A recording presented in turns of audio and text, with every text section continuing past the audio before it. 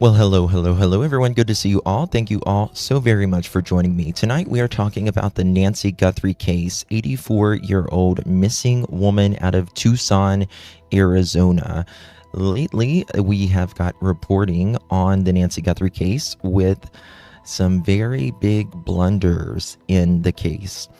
Tonight, we're going to be talking about that and a lot more. Is the porch guy the only one not telling the truth? Who is porch guy? And a lot more to talk about on the other side of this. I've walked through storms in scars and grace, smile through pain with a painted face. Sing it if you know it. They called me too loud, too much, too strong. But honey, that's the reason I belong. Every scar's a scripture, every tear's a hymn. I found my worth where the light grew dim. They tried to break me, but here's a twist. I turned my pain into a clenched fist. I'm an unbreakable woman, born of fire and pearl. I shine like grace in a reckless world. You can test my faith, you can shake my pain, but I'll rise again. Just watch me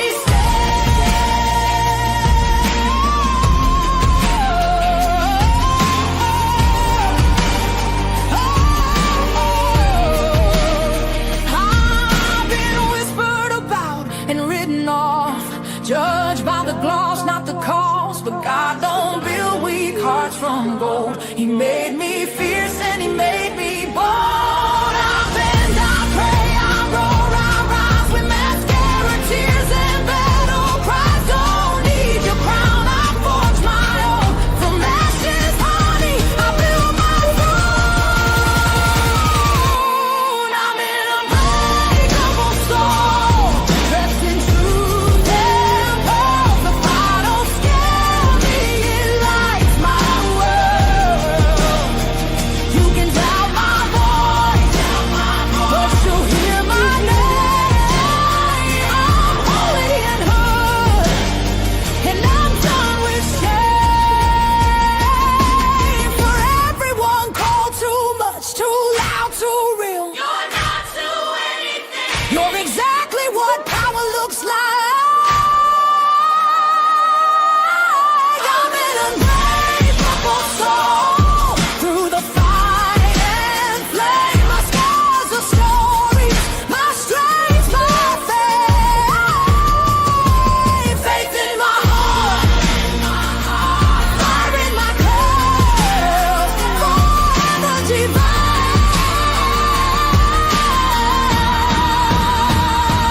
Clutch them pearls. Let's go. Hold up, lights on, chat in the room, another late night and another headline blooming. Coffee gone cold, but the story got heat, and one little detail keep tapping my screen. Coming in clutch, when the timeline bends, we don't just scroll, we connect loose ends. Somebody said nah, that's probably enough, but the chat said Justin, we're coming in clutch. Run that back, don't rush that part. Something fell wrong from the very first start. Different day, same shaky excuse, and the math ain't mathing when we check the proof. I'm not here to play detective for fame, I'm here when the story starts changing names. One clip, one call, one post too much, and the whole room knows we're coming in clutch. Coming in clutch, yeah, the facts stay loud. Truth don't hide when we bring the crowd. Screens lit up and the chat don't sleep. We dig real deep where the stories get steep. Pearls in the chat, lights in the back. Somebody better explain why the story went flat. You can dodge one question, maybe dodge two. With the internet clock, what you said don't cue. Wait. Say that again, you said it was there, then it wasn't back then. You said you forgot, but the record got saved. Now the chat's wide awake and the room just changed. Coming in clutch when it all gets strange, when the facts get buried and the tone starts change. We don't need drama, the truth does enough, that's why they pull up, we're coming in clutch.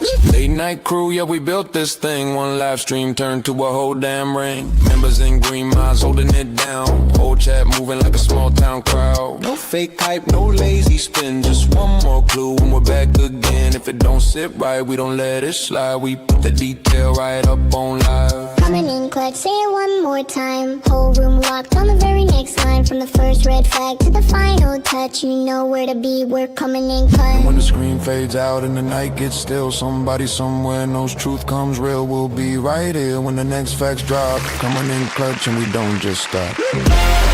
Well, hello, everyone. Good to see you all. Thank you all so very much for joining me. Almost ended the live stream before it began. Good to see you all. Thank you all so very much for joining me. Really do appreciate your time. You could have chosen to be anywhere on YouTube. You have a lot of options, anywhere on the internet, anywhere in the world, and you chose to be right here. And your time is very valuable, and I do appreciate you spending some time with me. Today is August 5th, 2026. It is currently 9:23 p.m. on the east coast of the United States. Bonjour. Hello, everyone. It's so good to see you all. Thank you guys so much for joining me tonight.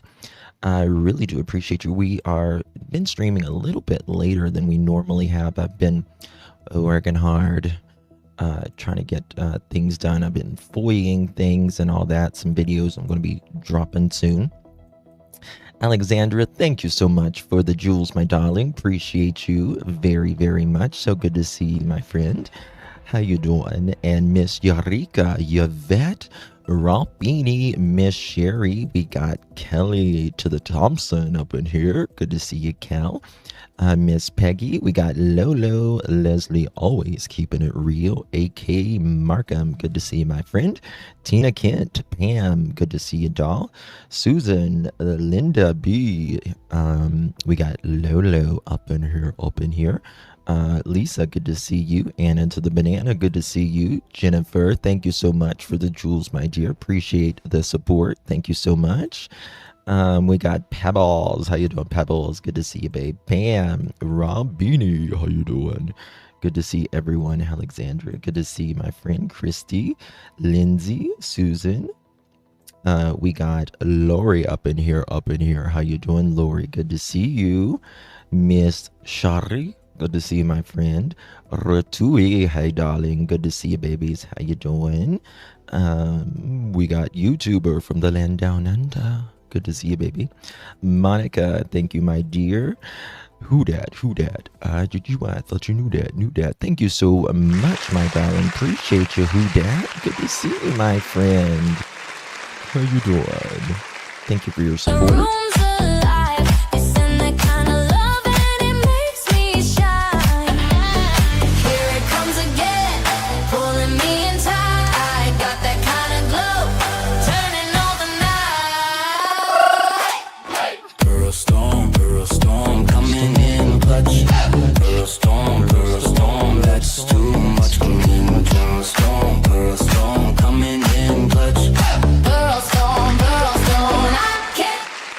Thank you so much, Hudat. Appreciate you, baby. Good to see you, my friend.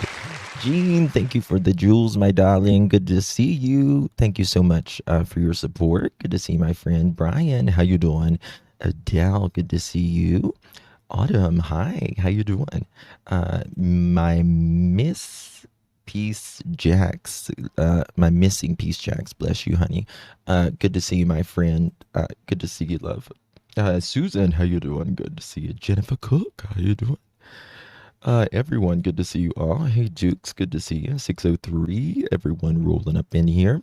Autumn, thank you so much, my darling. Oh, you got a little palm. I love palms. They're like truly one of my favorite breeds. Those and pugs. I love pugs a lot. And I love Bichons as well. Good to see you. Speaking of animals, for you guys know, I have a monkey, like a real monkey. Her name is Remy Pearl. And today I was in the bathroom getting ready.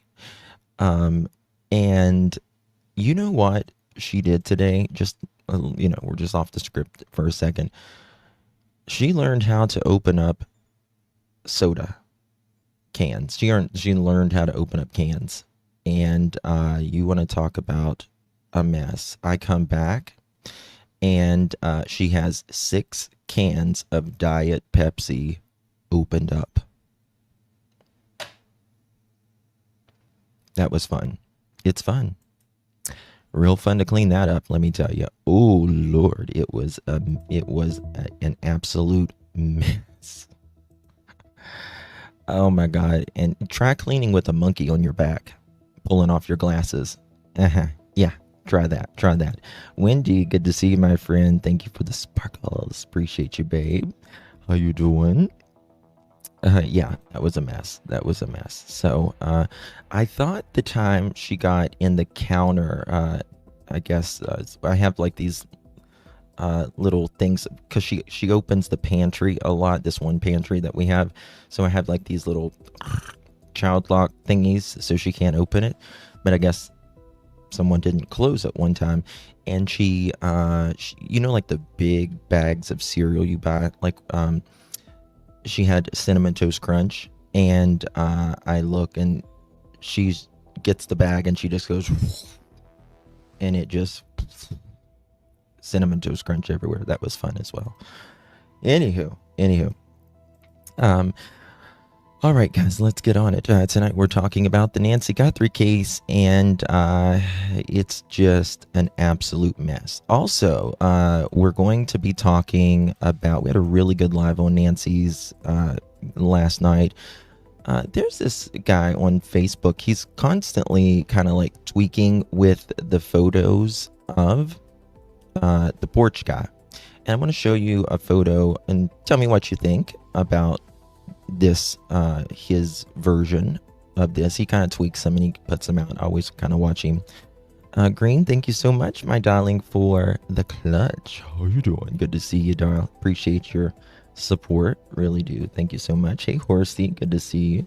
Christy, Tina, now I want cereal. Get you some, girl. Get relaxed. Get you a drink. Get your cereal. Do whatever you need to do. We're right here.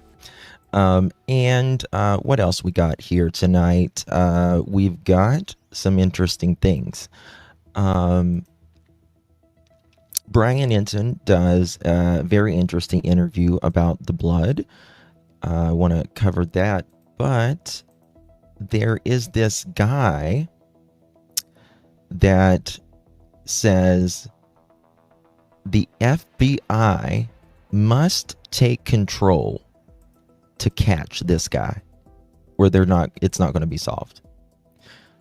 And yeah, do you think actually Nanos is just going to let the FBI take over? He's the most proud mofo that's out there, right? Hey Wanda, thank you so much, love. Appreciate you. Thank you very much for your support. Really do appreciate you. Betty discovered the LD crashed his car just days before. Oh yeah. We knew he crashed it just a week before, I think it was. And what's very interesting about that 603 is he allegedly had some sort of rental car between that time, because like, I don't know, I hope you've never crashed a car, but if you've ever crashed a car or had an accident, a lot of times they'll give you a rental for at least a few days. And that's really interesting to know, you know what I mean? Hey Cosmic, good to see you, babe. Thank you so much for the 100. Really do appreciate you. Good to see you. Nanos needs to go. Yeah, he sure does. Not too late, Lori. Good to see you, my dear. SOS Seekers says Nanos will lose his freedom if the FBI takes over the case. He might. Yeah. Well, there's been so much 603 that it's hard to keep up in this case. It really is. I mean, I watch this case full time, and it's a lot. Also, so they say the FBI must take control of that. And we didn't finish one thing that we were going to start last night. Kind of was talking on. Oh, wait a second. I need to see if I can gift these. 1 second. I forgot to do this month. Make sure this is the one. 1 second here. Membership gifting. There we go. All right. So congratulations to Lou, Scotland, Elizabeth, Lindsay, Yali, and Sharon. Good to see you, my dear. Welcome to the Pearl family. And we got some more here. I don't forget those. I forget to do them if I'm not. Doted, good to see you, my dear. Welcome, Fly Girl, Linda B. Good to see you, babe. Winnie, welcome to the Pearl family, and Crime Creepy, welcome to the Pearl family, and Animal Mother, welcome, guys. Okay, all right, let's get it started. Also, guys, make sure you are subbed up to our friend, very good friend of the channel, Deception Detective. We call him the Big DD here. And he's truly one of my absolute favorite statement analysis. Him, Peter Hyatt, Pat Brown, they're kind of my go-tos. They're real authentic. And I bet you I've got probably 5 emails or text in the last little bit about this video, and I'm so glad he's back. Mods, if you will be so kind and please drop our dear friend Deception Detective and in the chat. Make sure you're subbed up to him. You will not regret it, I promise you that. Okay. For 1 second. Okay. Big DD. Okay. 1 second.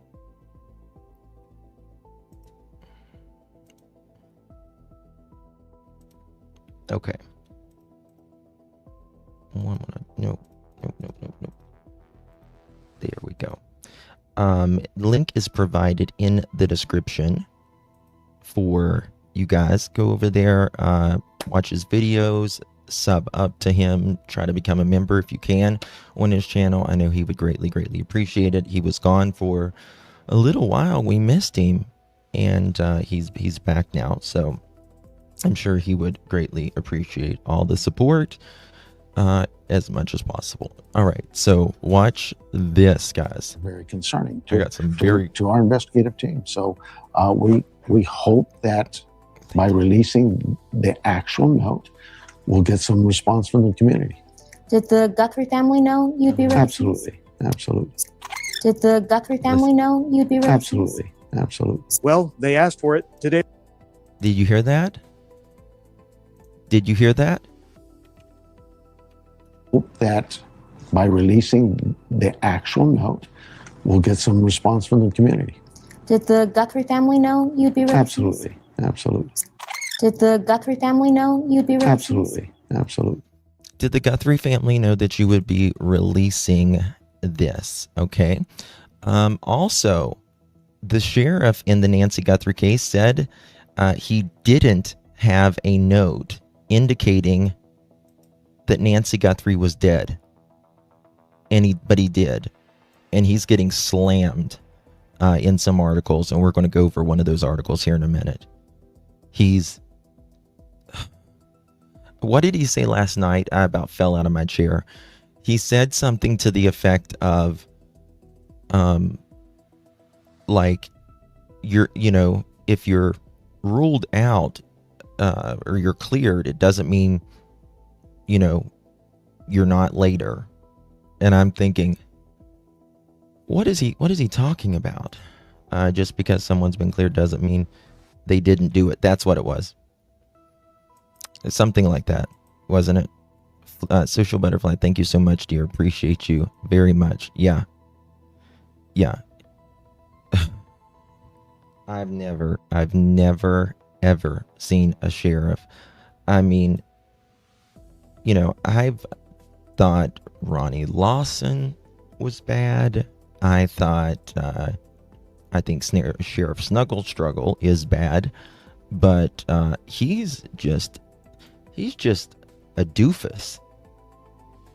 Damage control has replaced a legitimate search attempt.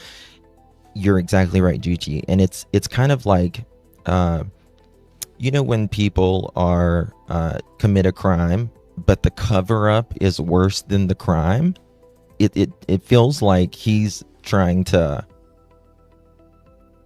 cover, in my opinion, it feels like he's trying to cover up his fuck ups, to put it bluntly.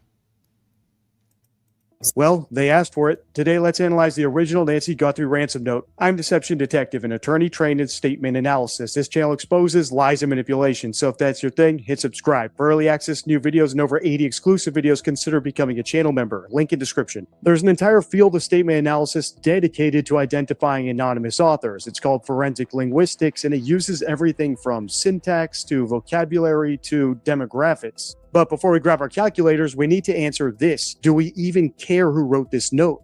In other words, is it actually from someone who kidnapped Nancy Guthrie? Or is it a hoax from an opportunistic scammer on the other side of the globe?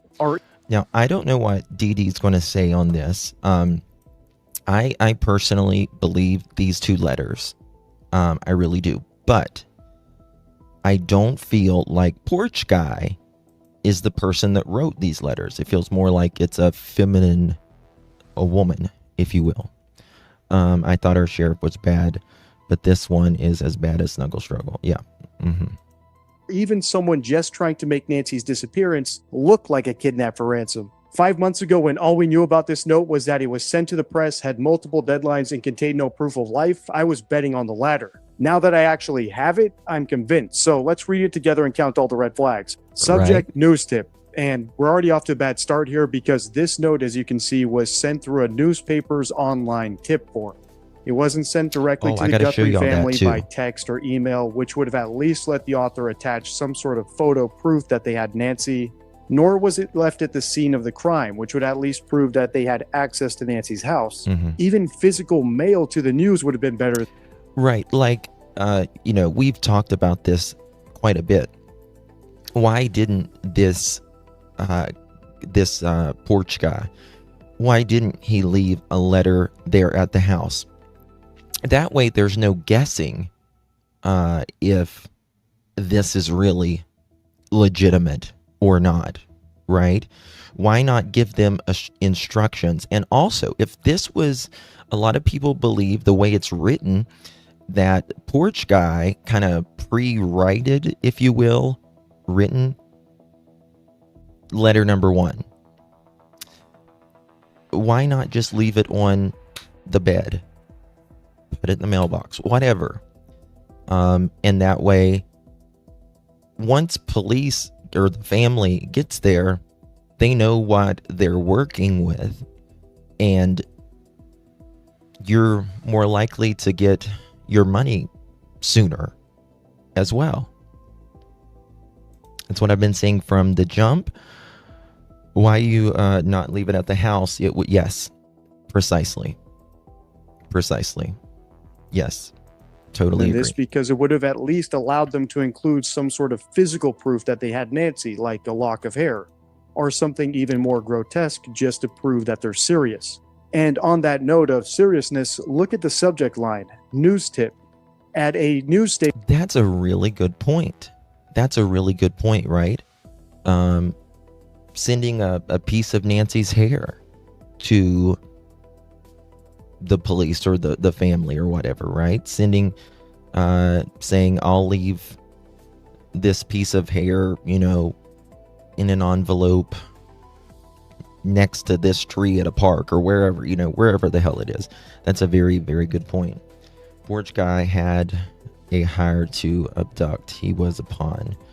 A lot of people think he was a pawn. I don't think, in my opinion, I don't believe he's a pawn. I think he is the guy, but I do believe it's possible he could have been hired. Very possible, in my opinion. Hey, Tony, good to see you. Hey, Green Eyes, Robin, everyone rolling in. This would practically guarantee that this message goes to the bottom of the pile. As I've said since day one, I would expect someone who actually went through all the effort of breaking into Nancy's house undetected, kidnapping her, setting up an anonymous Bitcoin wallet, would not leave the ransom demand being read to chance. It shouldn't have to be said, but again, the main priority of a kidnapper who kidnaps someone for ransom is collecting the ransom. It's the one thing they don't leave to chance. Right. I need to tell them to give me my money, where to give my money, and when. Now, Right. Get on with it. Get on with it. Has anybody ever heard of a ransom letter where it says, I will give you 5 to 7 days. 5 to 7 days. A ransom, a guy holding an 84-year-old lady, especially an 84-year-old lady who has bad health, and the guy with the ransom who's doing this, the porch guy, he wants to get on with his life. It seems like he likes to do this on the weekend. He was, again, if we are saying this is truly for ransom, he was there 3 weeks prior on January 11th, and that says obviously premeditated, but he put a lot of energy into doing all of this, right? So too much money, or sorry, that much money takes time to move, though, right? It can, yes, it can. Face of America, good to see you. Know that's what made me think it was just to buy time. Correct. Yeah. I think they tried, like I always say, I think that they tried to get money with the first ransom note.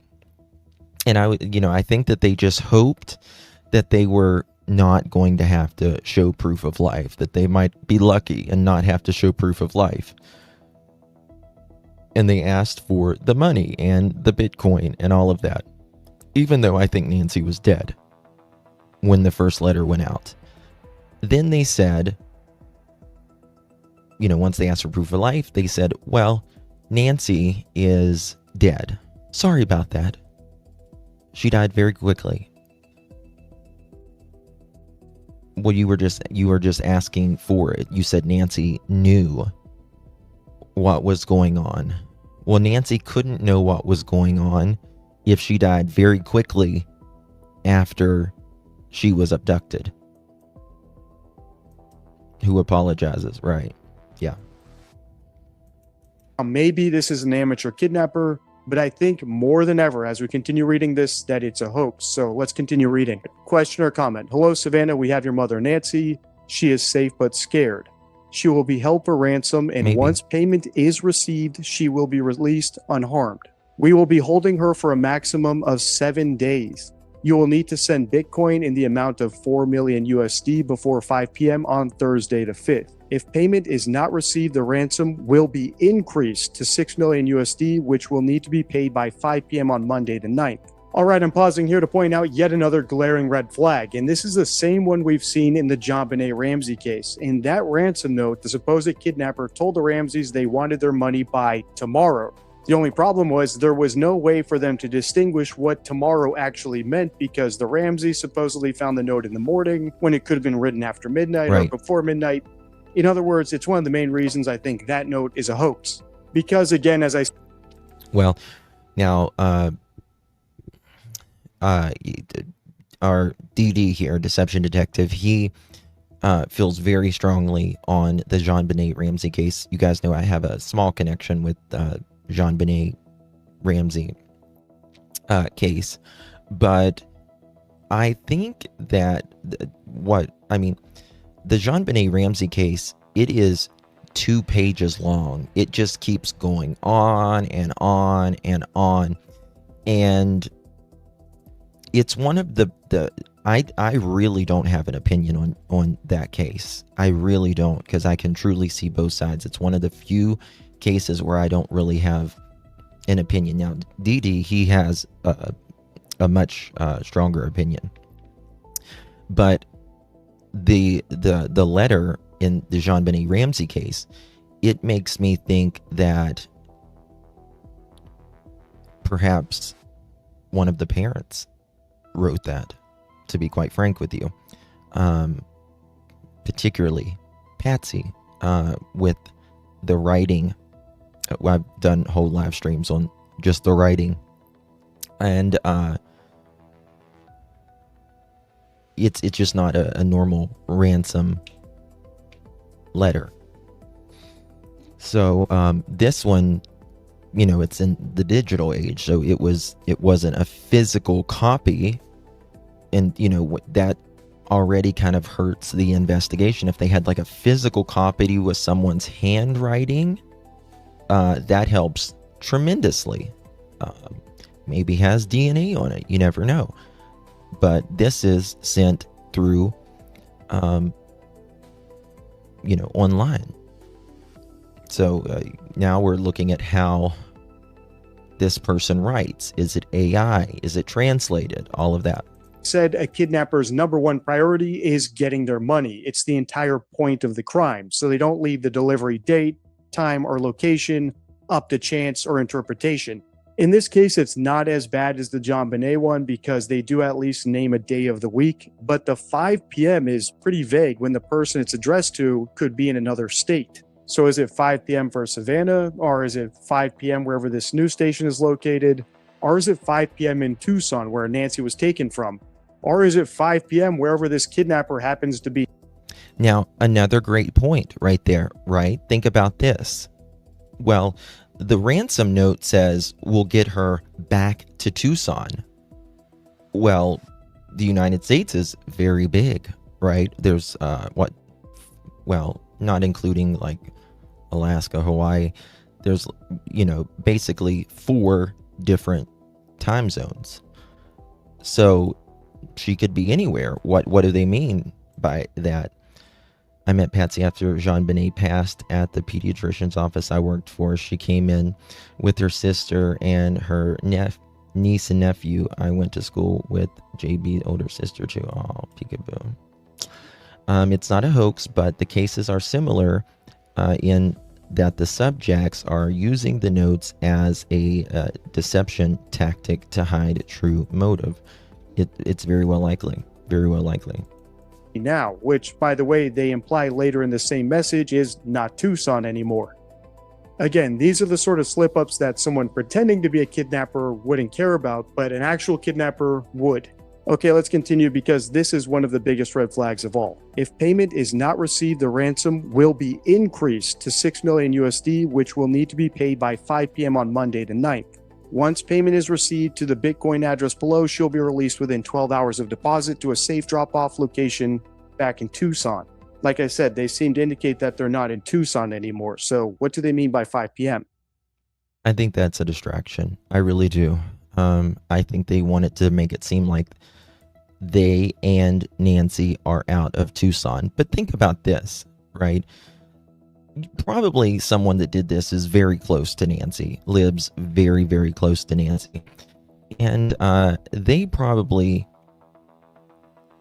are not outside of Tucson.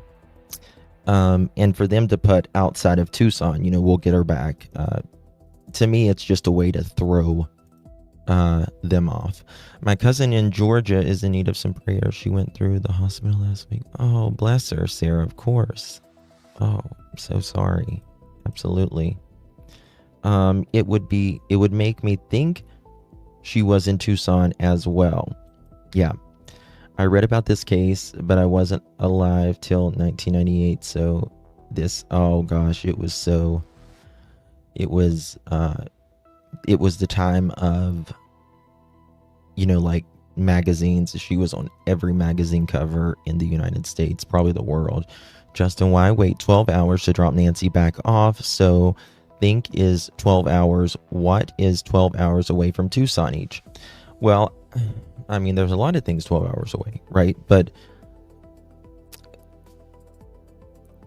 I don't think, I mean, this porch guy or whoever, did this, he's not going to want to wait. Like, he wants his money and he wants to jet out of there. Like, he's done. he's going to want to get rid of Nancy as quick as possible.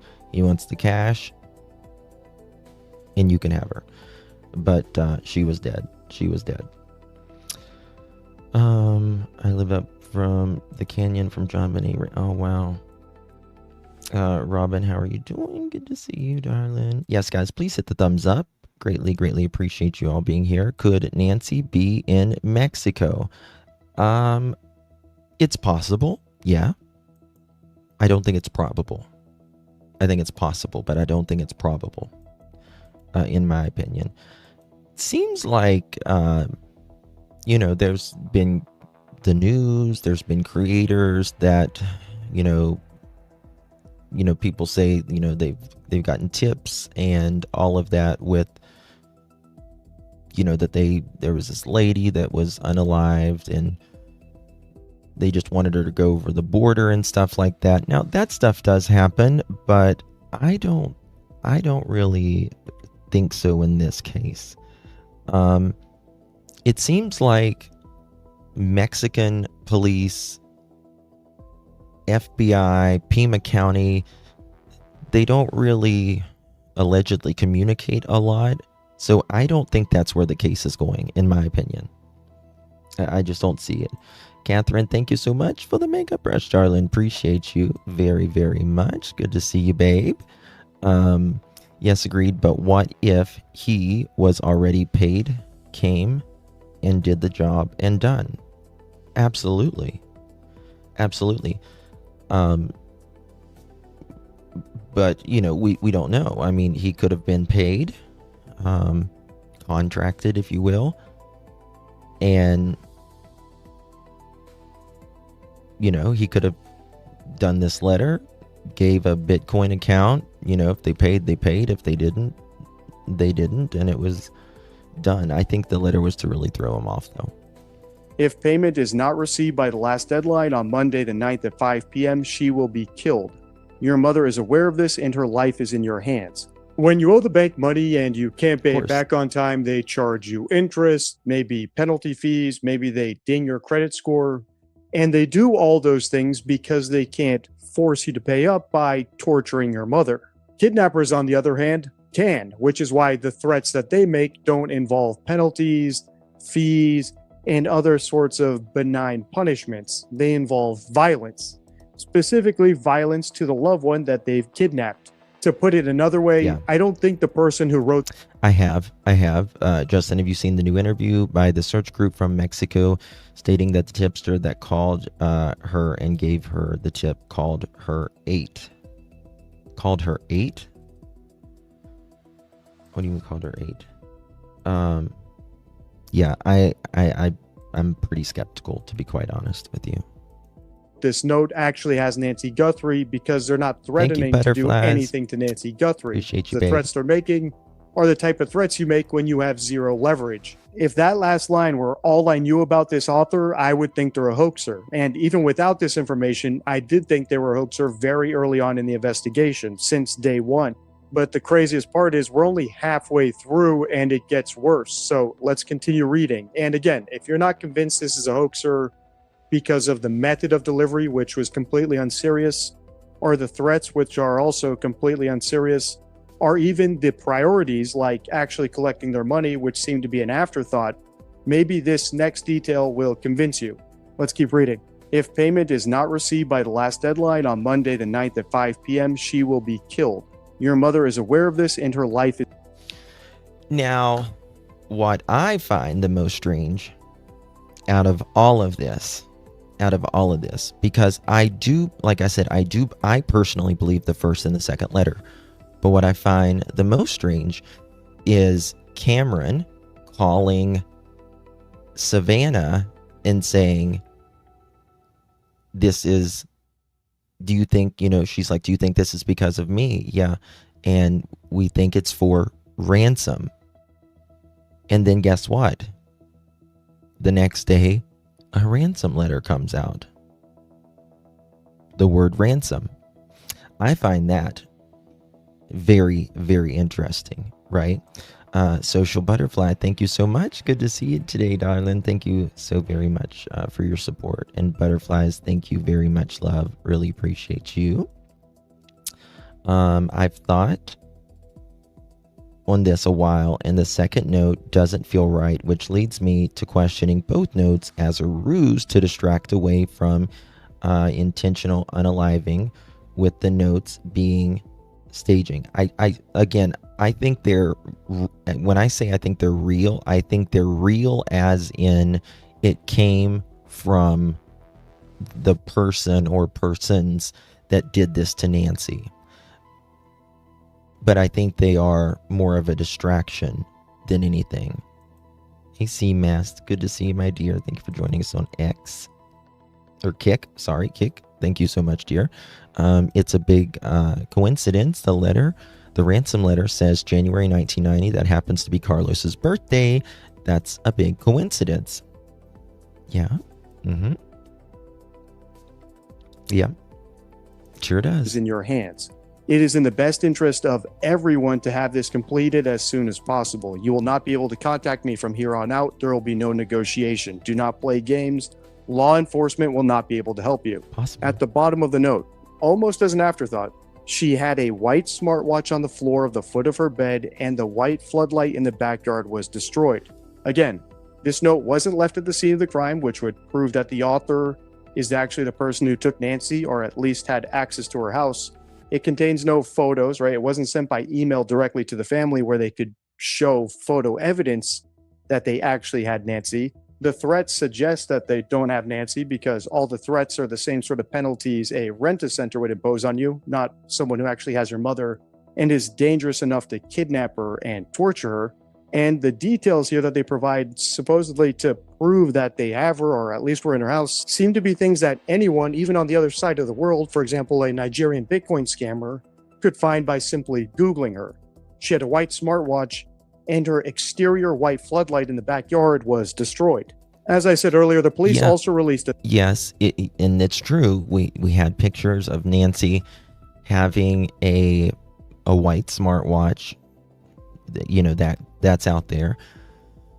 However, and we had pictures of the floodlight, right? But the thing that I disagree with Dee Dee here on is how would they know it was in the floor at the foot of her bed, right? And number two, this letter came out before there was even pictures in the backyard, right? So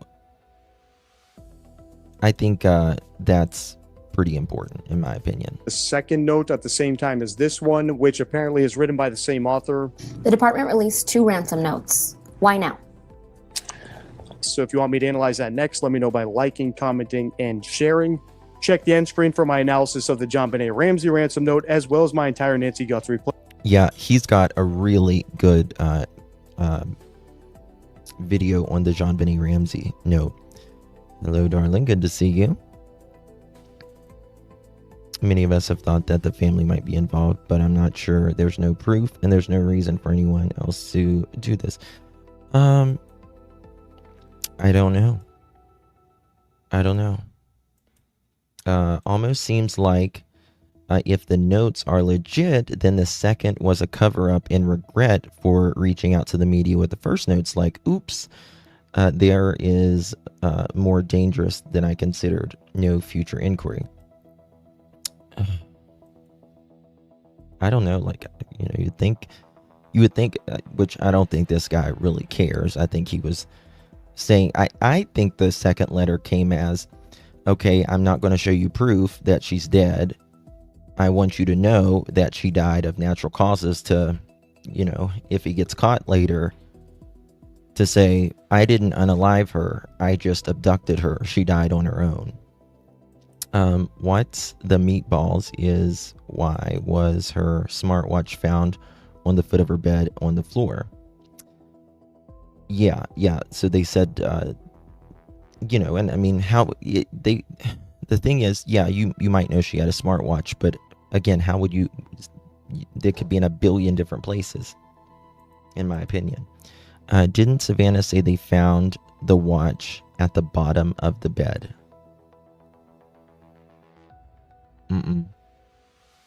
Or maybe she did, but I don't think she did. But even if she did, the ransom notes came out far earlier than her interview. What was on the floor? Watch was on the floor, wasn't it, in the bedroom? Yes, like at the foot of her bed. Thank goodness the neighbors had some puppy pads. Oh, yeah, an accident. It would be amazing if Nancy could be found. I think there's something to this guy that called 8 times. Why so persistent, you know? Yeah, I don't. There's a lot, trust me, there's a lot of people persistent. I've had people call me that swears to God that they knew where Summer is. I'll listen to them, but no, it's they think they cracked it or something. Why would YouTuber 8 times and not the FBI or Pima County? Yeah, right. Call the FBI or call the FBI. I wouldn't call Pima County, but I would call the FBI. And I mean, I'm sure at this stage they have at least an idea of the direction this is going in, right? Like Pima County and the FBI. You would think they at least have a general direction that this is going. Right? I mean, they've done search warrants. Even though they may have not found anything, I don't know. If it was thrown or lost in a scuffle, it should have alerted 911, or it was placed there by the perp, in my opinion. I think some of the smartwatches, like, yeah, if you fall or something like that, they can, what's it called? They can detect that. Okay. I want to show you guys this that I got here before we get to the next thing. The sheriff in the Nancy Guthrie case said he didn't have a note indicating she was dead, meaning Nancy, but he did. And they are letting people know about it as well.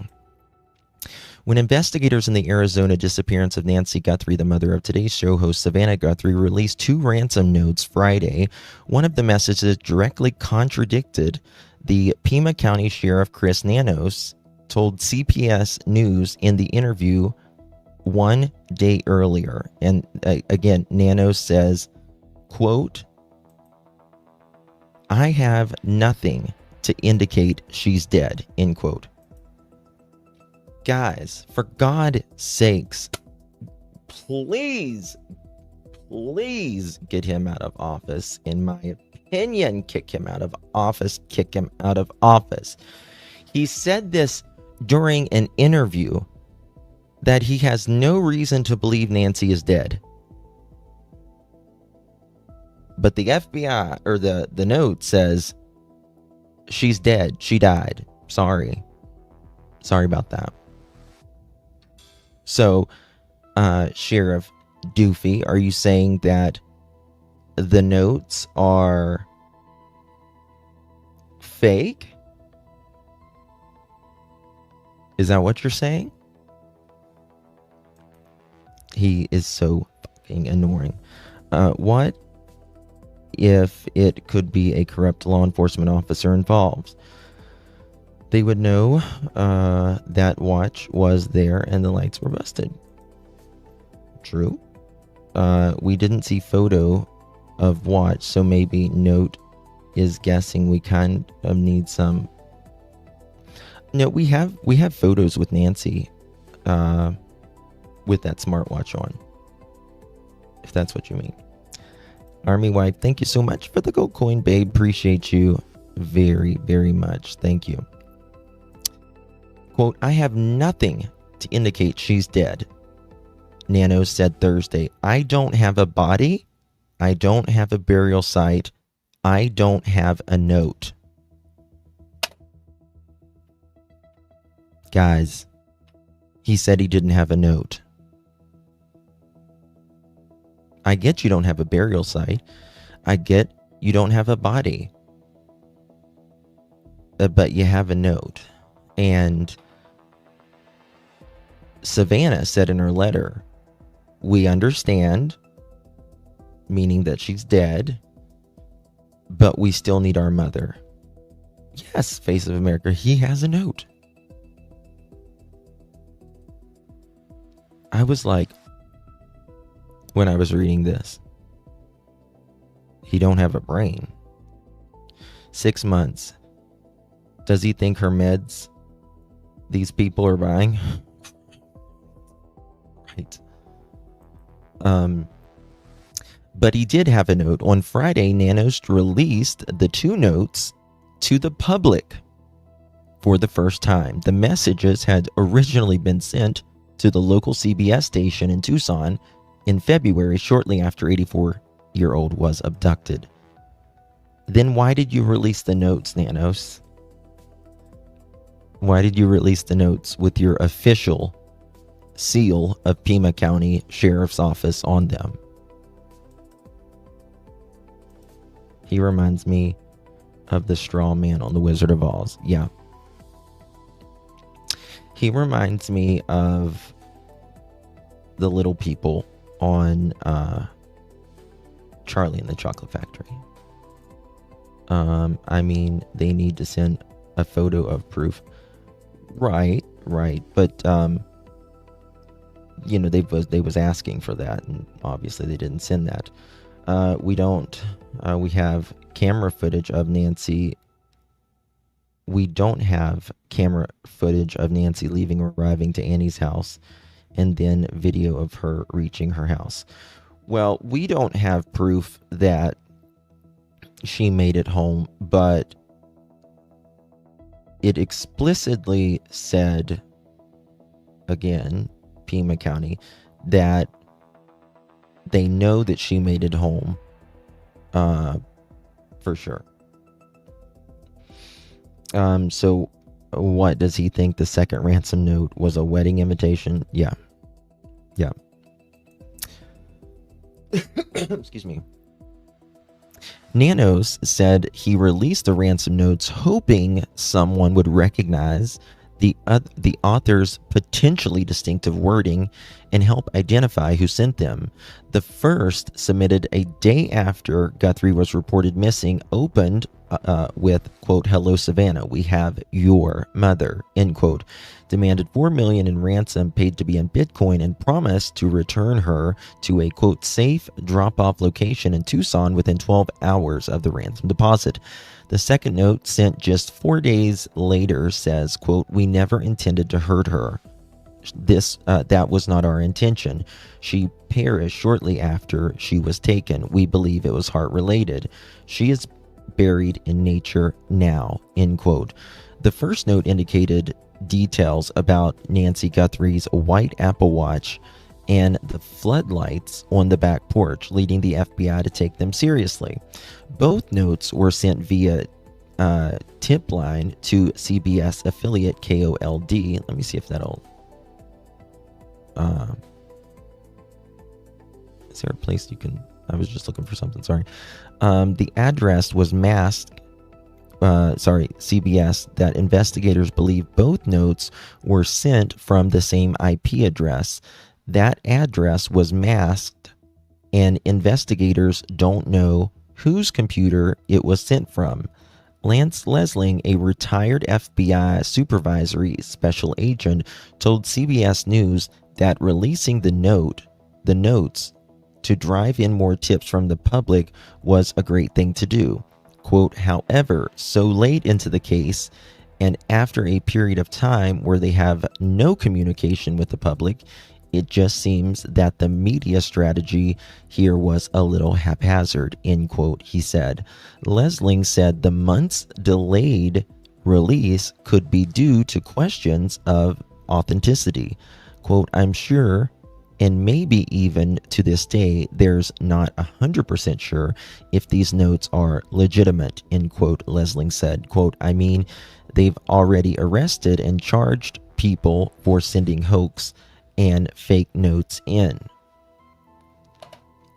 Jason Pack, another retired FBI supervisor special agent, noted that the second message dropped the ransom demand.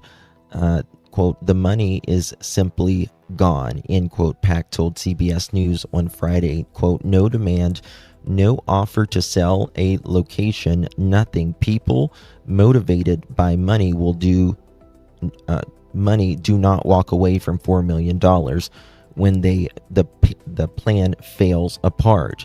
They try to salvage something. Thank you, Jason Pack.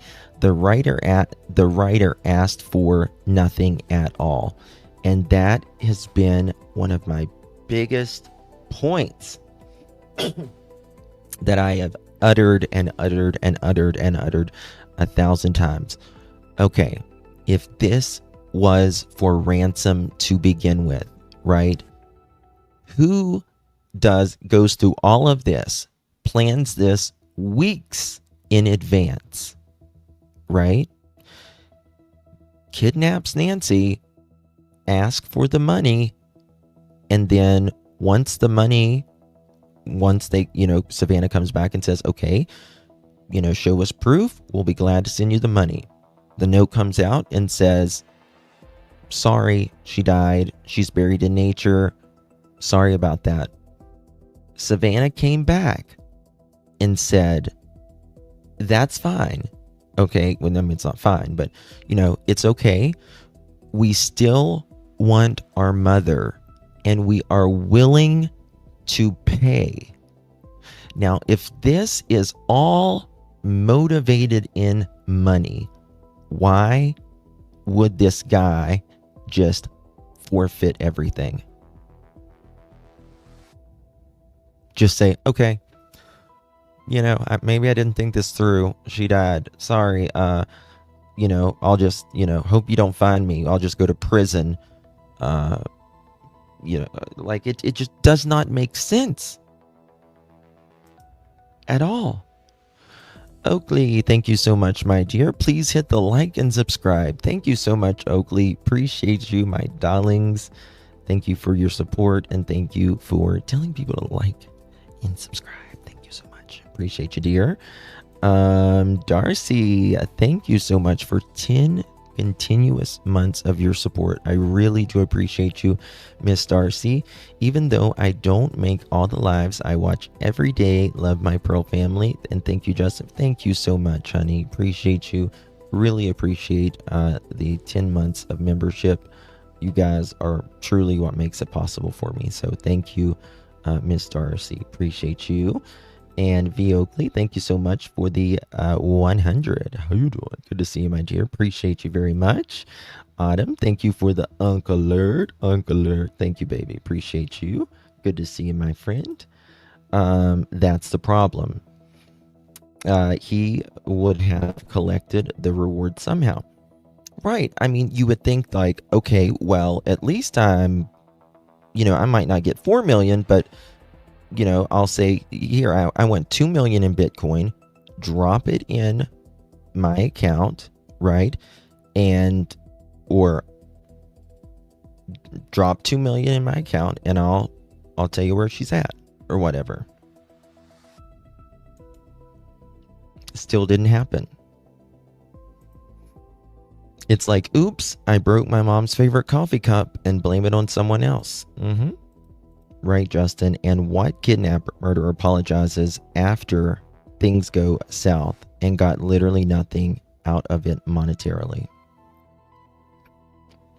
I mean, for them to go through this much, being there 3 weeks on her porch before she was even taken,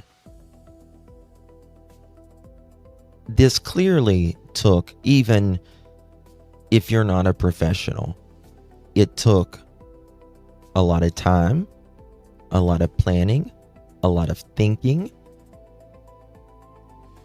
And after all this, he's going to want something. How to make it make sense? Who freaking apologizes? That kidnaps. Oh, I need to pull up Nancy.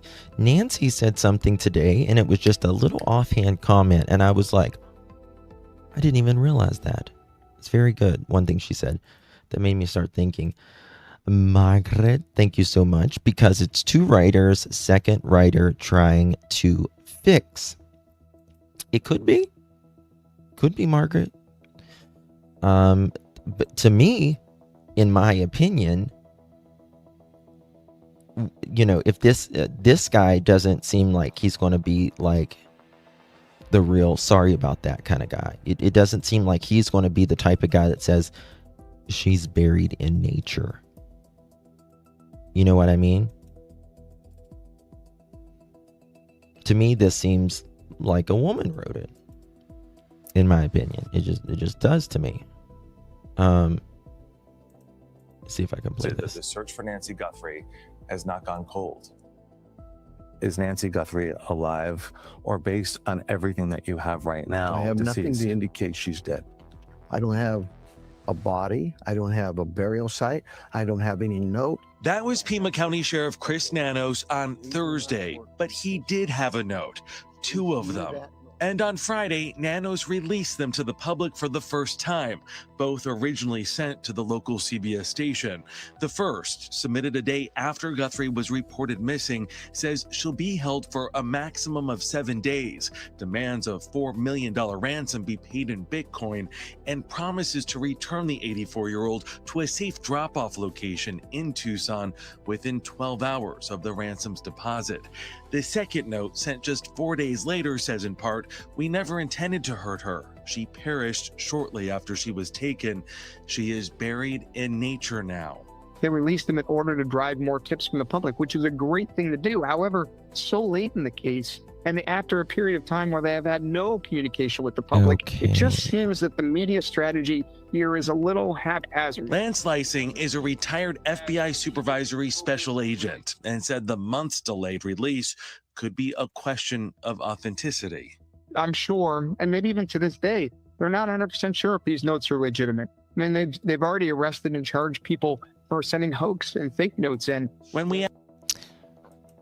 Well, they haven't arrested these two, that's for sure, because apparently they can't find them. There's no actual proof of anything besides of perp footage, and that's questionable because no date timestamp. All we know is Nanos is telling us, and that's the family story. Yeah. However, I do think that they know the dates on them now and approximate. I mean, we do know.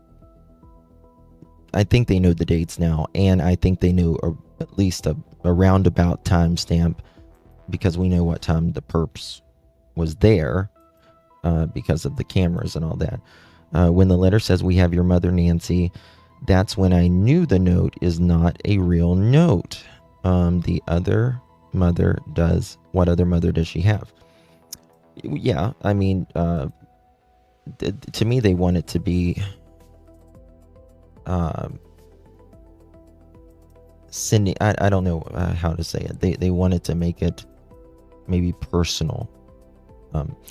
Okay, so I want to talk about some things here because, you know, who are we looking for? Who are we looking for? And one thing that I find very interesting is those names that they were looking for in the very beginning of this. Whenever they went to the GUN store, and they had a list of 40 names. Did those not pan out? But I always say it wasn't a Jeff Smith that they were looking for. They had very specific type names. And in my opinion, we are looking for someone that is not Caucasian. I think, or maybe mixed, but it seems like we're looking for someone Latina, someone that is maybe Middle Eastern descent, or Native American even. Is Savannah really still friends with Nanos? Well, she has not been speaking to Nanos, and I don't blame her, to be honest with you. I get tired of taking care of my elderly mom, and she knows it, but I don't do it out of love and respect. I doubt that I have a child to come help me as I age this thing, that bridge will cross. It's very hard to care for elderly, or anybody for that matter. We do not know our elder parents. I got you. I know what you mean. What hasn't been sitting right with me is the fact that when we walked down to the memorial and placed the card that they had received the parish video, they already received the parish video. They knew that Nancy Guthrie was gone. Maybe I'm right. I don't get the point though. Autumn, love you, darling. Appreciate you. I thought Nanos hasn't talked to Savannah in a long time. He hasn't. That's right. Yes. And I want to play something Nancy Guthrie, Grace, God said earlier. If I can find it here. Okay. Let me find this.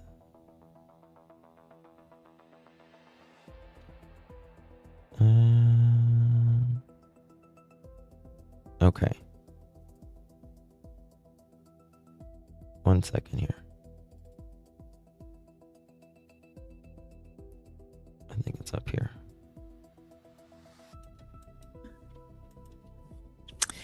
Father, remember her, the young barista, Samantha Koenig? Blurred the photo so her father could not tell whether she was dead or alive, and then sent a ransom note. He was caught. Then you've got BTK. He sent written taunts, bind, torture, kill, Dennis Rader. Oh, there's his ugly face. He's still alive, amazingly.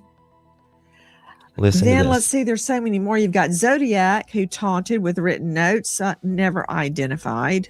That's helpful right there. I can't tell a thing about him.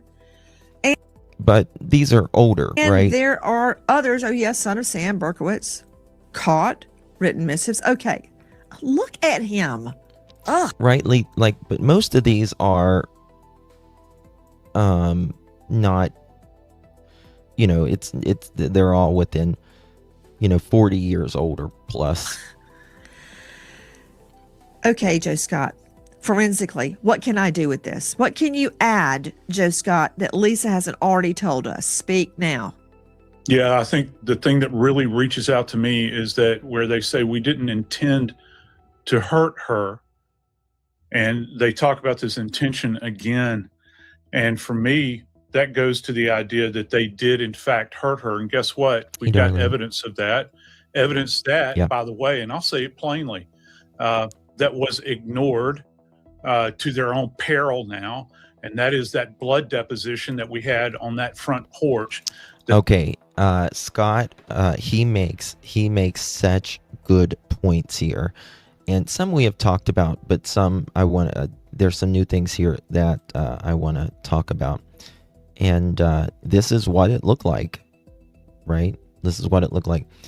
And he talks about this guy who was on the porch, about his footprints. And I'm not talking about the blood.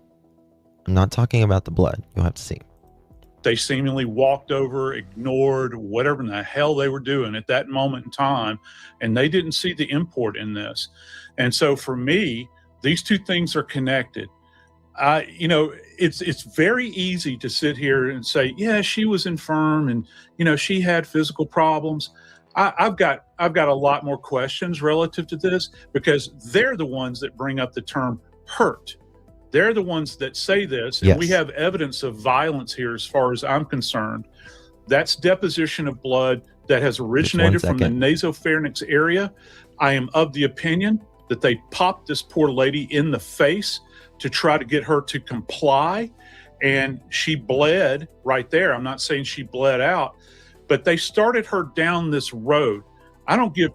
You know, I've always wondered if Nancy screamed right there, right? Because right there was really the only time she could take, maybe by the grace of God, somebody hear her.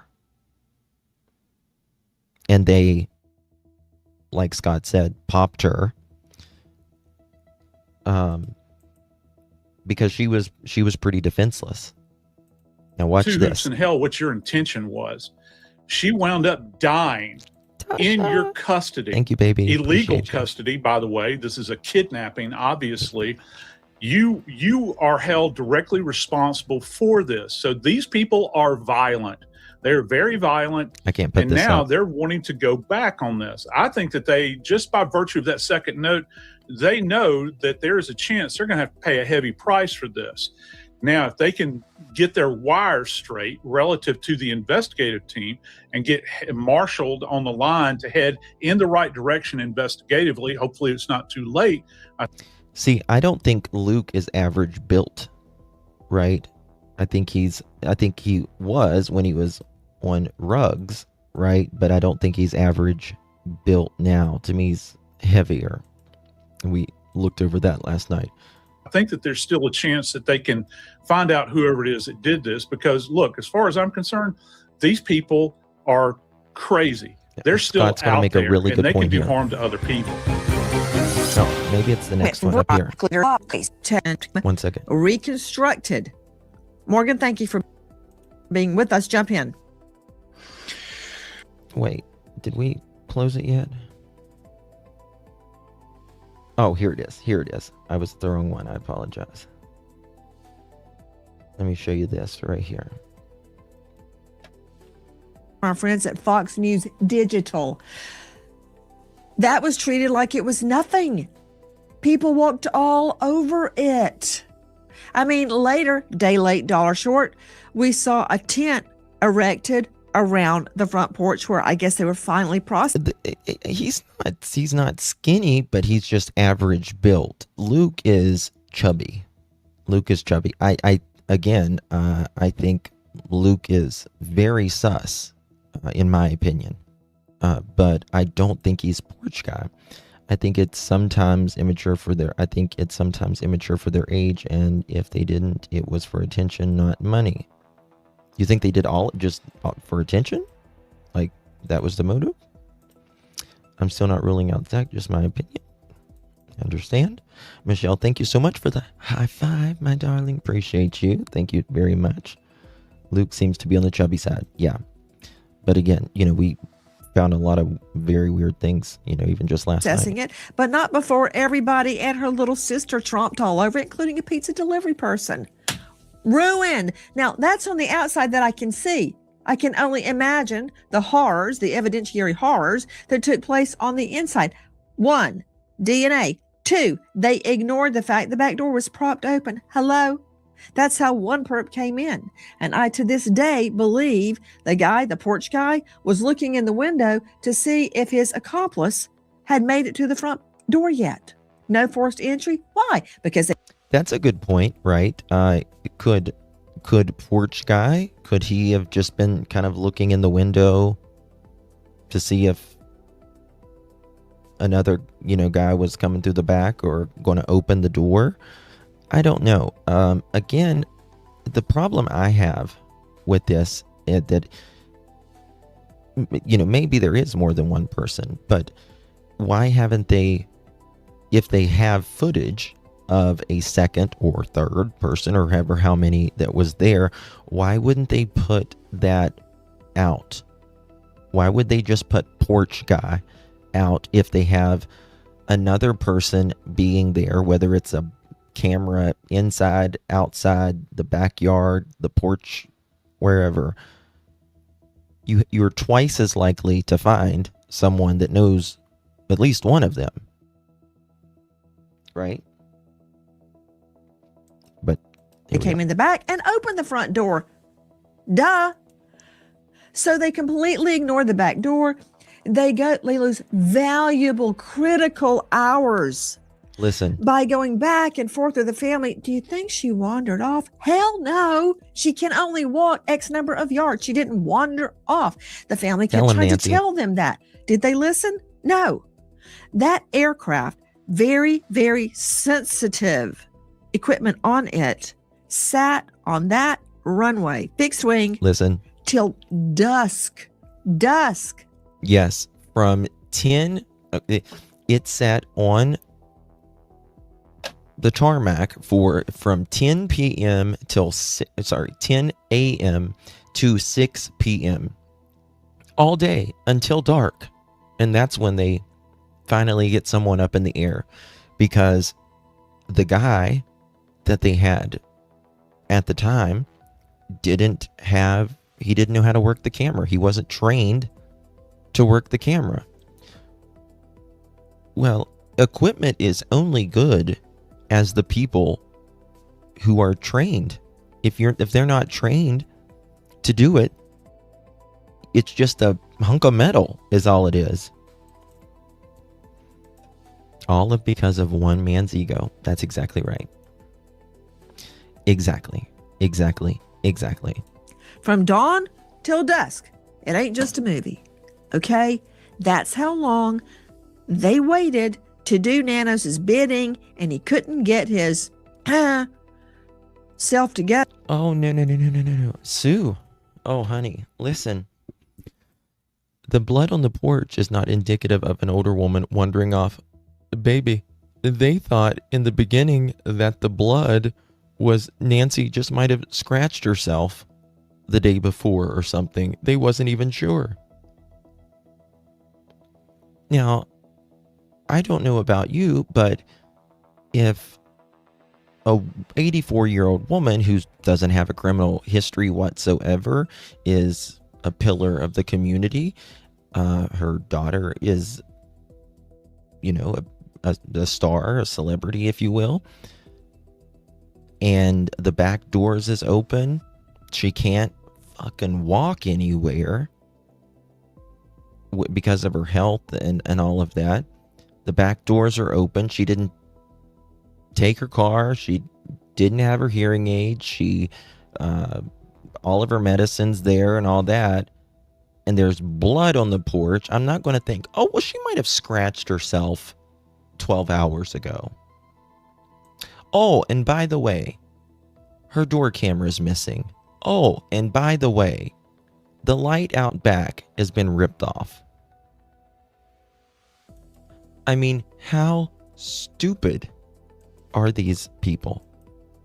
I mean, this is, I support law enforcement. I really, really do.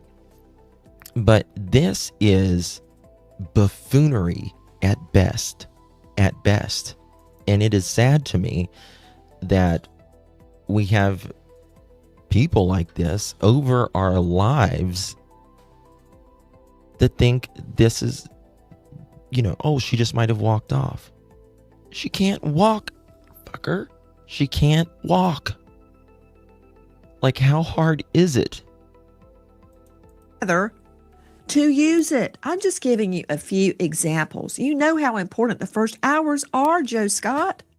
Yeah, I do. A high school forensic class would have pushed everybody away relative to that blood evidence that you see there, and would have said, we got to lock this down. That's so elemental in an investigation.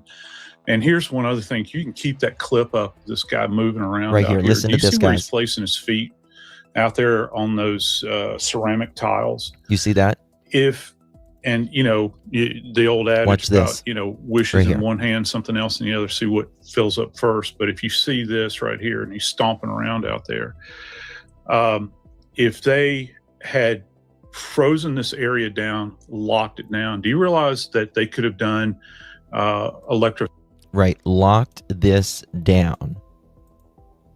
Now, of course, it would have had other shoe prints. I got to hold on one lifts second. out there, place Mylar down. I can't show this lifted part. shoe prints out there, and yeah, it's going to be overlaid with other shoe prints. But if you freeze it at that moment in time, Watch his feet. you can get an idea as to what he's leaving behind. It's a very dusty area, and you can see every step he takes. Right. This is Arizona. It's dusty. Right?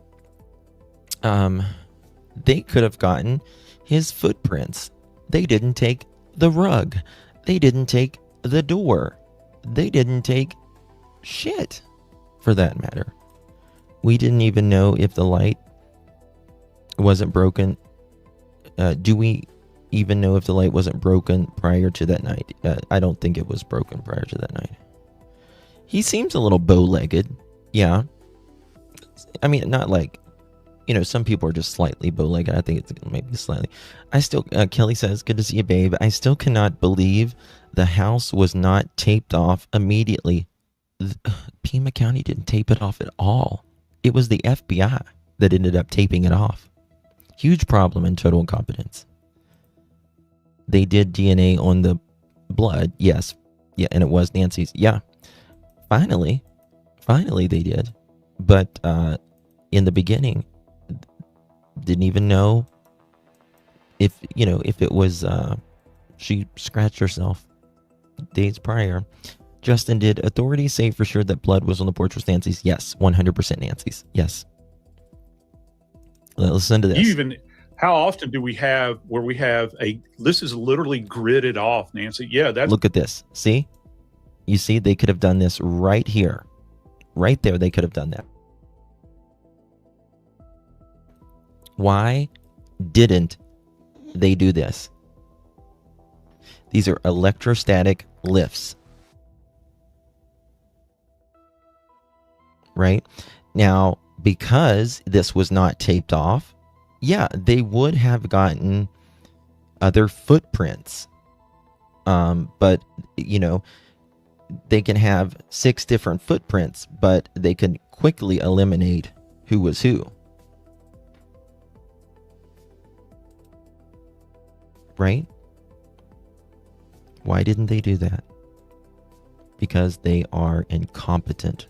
We created that at Jack State, and it would have been so easy to have lifted that off if they had just frozen, just frozen in time. That's one of the elements that happens in a crime scene investigation. We have the ability to lock things down, freeze them, and Lord only knows what happened in that bedroom that has been lost. Lisa Miller, I'd like to hear your thoughts. Well, I think from your time as a prosecutor, there's no such thing as a perfect investigation. There are flaws.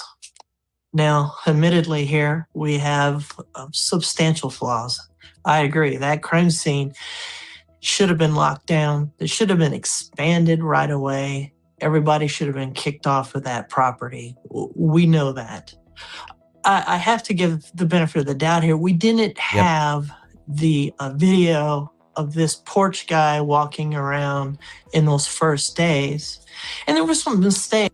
When they come back to do this is several days. I can't remember how long this was, what day this is. Let me see if I can find my timeline. What day?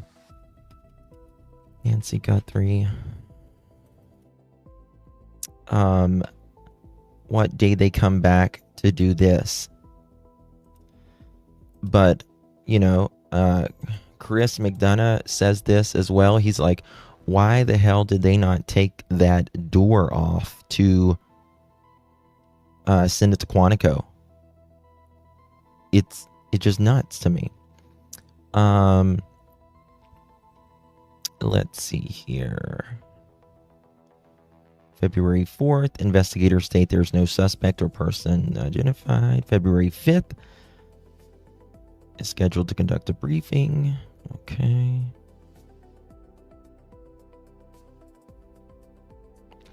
February 6th, we received notification from the Sheriff's Department that they and the FBI are resuming searches on properties, plural, in the area starting immediately. They will most likely be searching property west of Campbell and requested we contact our CFA residents for awareness.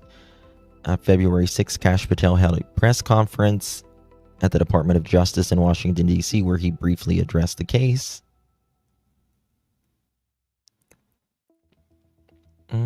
I'll try to find out what day that was. It was a minute. I know that after when they come back. I mean, it's been sitting 2 fucking weeks, and there's been everyone and their mother in that yard, on that porch, photographers from all over, YouTubers, TikTokers, Facebookers, all that on the porch taking pictures. They could have dusted for male footprints on Nancy's kitchen floor. Hell yes. And hopefully, I would hope they did, but I'm not too sure. Is it too late for the case to get back on track, or is it? Oh, it's, I mean, what was there is done.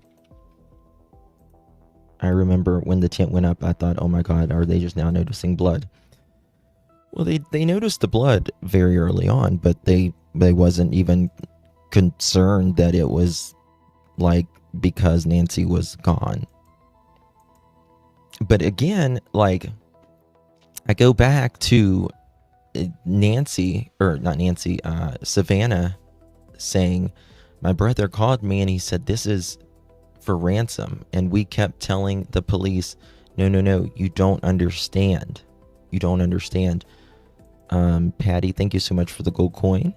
My dear, appreciate you very, very much, my loves. Thursday, February 12th, white tent went up. Thank you, Horsey. Thank you so much. Yeah, so nearly 2 weeks. The public will never know the truth moving forward. That's why any evidence is no evidence, and we are seeing this play out by the way of Nanos, and make sure Savannah Guthrie and all her circle to not look bad. Well, I mean, I don't think Savannah has anything to do with it or anything like that, but I do think that he screwed it up and he's trying to cover his ass now. You know what I mean? Tish, thank you so much for the unk, my darling. Appreciate you very, very much. Really appreciate the support, my love. And Horsey said February 12th, tent went up. Thank you, Horsey. Appreciate you, you little cuties there. So sweet. Thank you so much, Horsey. Much love to you, my friend. Guys, make sure you're hitting that thumbs up button or double tapping that screen. And as much regard as I have for the Lisa, FBI. I do not want to tangle with you because of your expertise. I may be over my head right now. Listen to this. But no, we didn't have the video because Nanos blurted out there is no video. But we did have the blood. Well, but listen to this. Nanos was not, I mean, he was not even going to put out, well, I mean, we wouldn't have the video if it wasn't for the FBI, number one. He's like, and why would, this is the thing, even if they didn't have any video, why would Nanos say that to the public? That is dumb. That is dumb to say, well, we have no video. Well, you don't want the perpetrator to know that if you have no video. Thankfully, the FBI called Google and they recovered some Google, which is what Kash Patel is arguing now. We could have probably gotten more if Sheriff Doofy would have, you know, blood allowed us to do trailing more. off in the direction where she went. So we know she went that way. I don't need a video. I can figure that much out on my own. My two twins could figure that out. I agree. And a massive misstep by both the FBI, because they did come back later. They also did not take that mat. They also did not take that door off and ship it to Quantico for processing. Well, you're exactly right. We saw the blood, so that should have shut down that front entrance area. They also should have seen where a camera had been removed from the frame, holding it to the door frame. That should have given them an indication. Good point. We completely glossed over that. That was a major red flag that she had been taken, yet they dithered around for hours trying to figure out, did she wander off? And another blurt of facts, Nanos reveals something critical. It's very active. We've got a lot of work ahead of us. We've done a lot of work, but we still have more. And there's not just in DNA, where labs across the country are working together, but in forensics, analysis of thousands and thousands of videos, photos. And we also have still tens of thousands of tips that come in, and we actively work on them. So it's a very active investigation. Every time he speaks, I cringe. Why is DNA all across the country? Because he sent it to his pet lab that he's got a money contract with. Boom. He sent it to his pet lab that he has a fucking contract with. God, he makes me mad. 2 dozen roses. Thank you, baby. Appreciate you very, very much, my darling. Good to see you. We are also dumbfounded by the way this whole case was orchestrated from day one. Yes, ma'am. Exactly. Butterflies. Love you, babies. Thank you so much for the support. Really, really do appreciate you, my darling. I love you. He definitely critical. All right. Meh. Yeah. He said that because he wasn't planning on solving the case, that's why he didn't want the FBI or feds involved. Then Cash got footage and he was like, damn. Well, I don't think he's trying to actively cover up anything other than his fuck-ups from the beginning. In Florida, listen to this.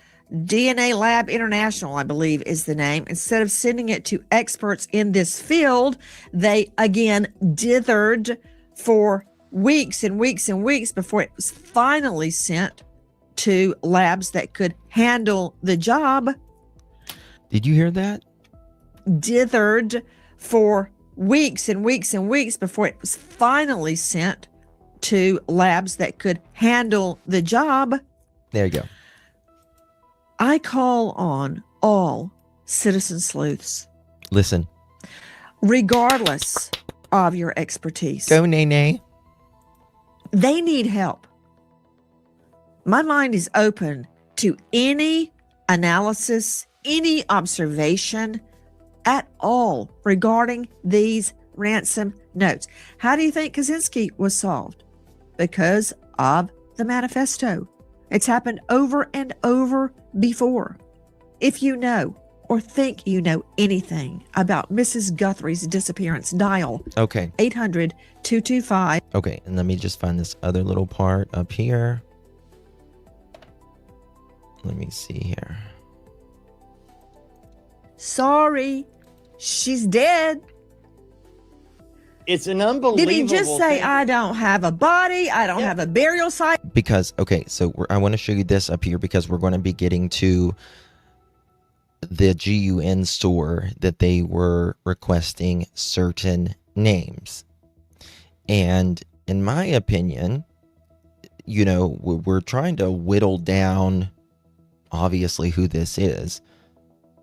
But based upon like these names and the looks of this guy, you know, it's not a Jeff Smith. So listen to this and we'll get to this part. I don't have a note. And then 24 hours, bam, he releases the note saying she's dead. He actually says note. That's what kind of got me more than anything, Nancy, is, you know, to just offhandedly say, I don't have a body. Okay, fine. But he says note and then releases the very thing he says he doesn't have, where we have alleged.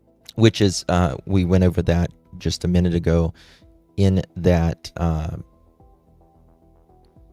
thing where he said he doesn't he just said the other day he doesn't think Nancy is dead. He said he doesn't have a note. You just released 2 of them, and one of them said she's dead.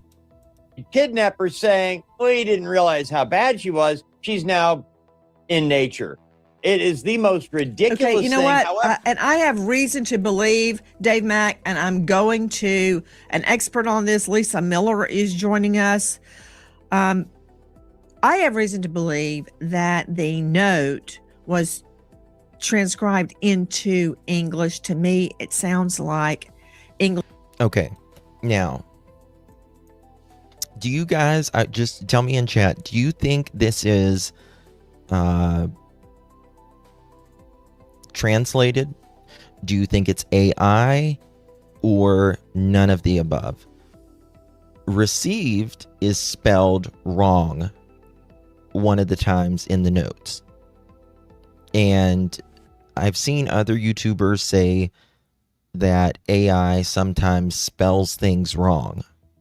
Now, I've never had AI spell anything wrong, especially if it's already in the note 5 times the word received. Why would it make a mistake the 5th time? I don't think it's AI. I just don't. I think it's typed.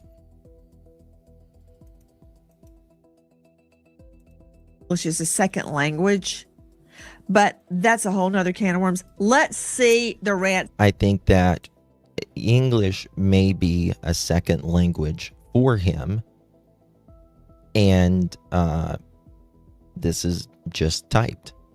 And I think that's why we're like, why are you talking like that?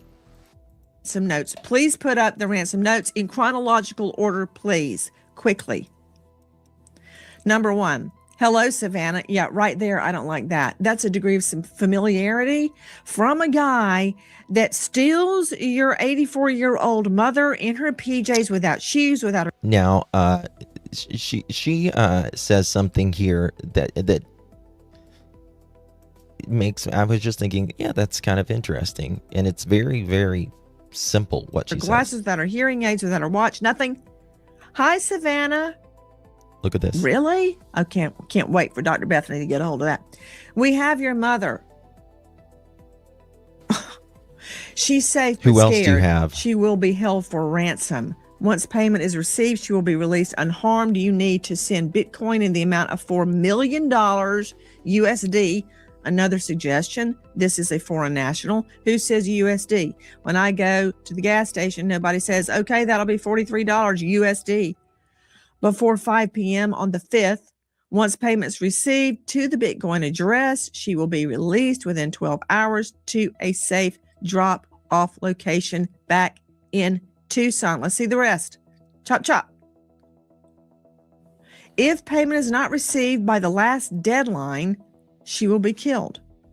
Your mother is aware of this and her life is in your hands. ... That's interesting. The ... Who does that?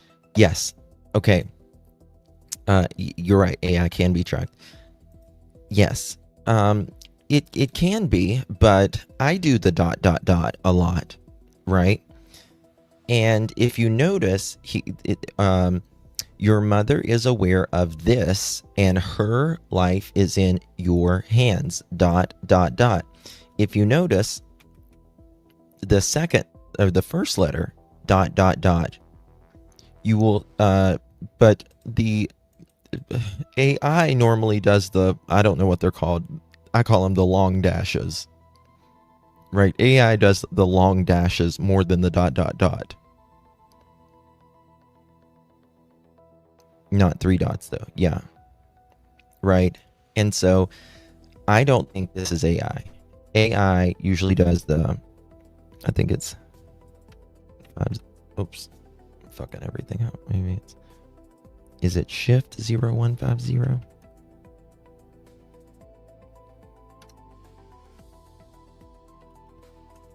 I can't remember if it's control 0150 to do the long dot. I can't remember, but It's one of them. You have to do it. If you're not on AI, you have to do, I think it's shift 0150, the number, and it'll do the long dot or the long dash. So again, I don't think this is AI. And I think those dots, in my opinion, tell me as well that this is not AI. Yeah. Hold on. Let me ask AI. I forget how to do it. How do I do the long dash like you do? Let's see what they say.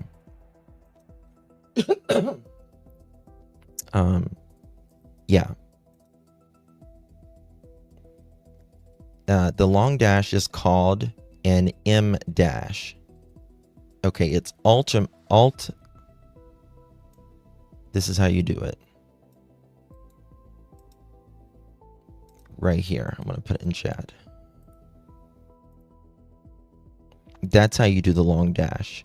You hold the alt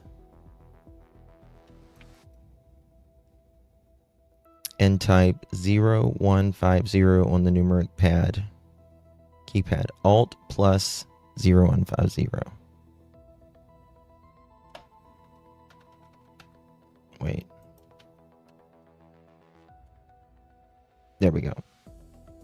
Versus this.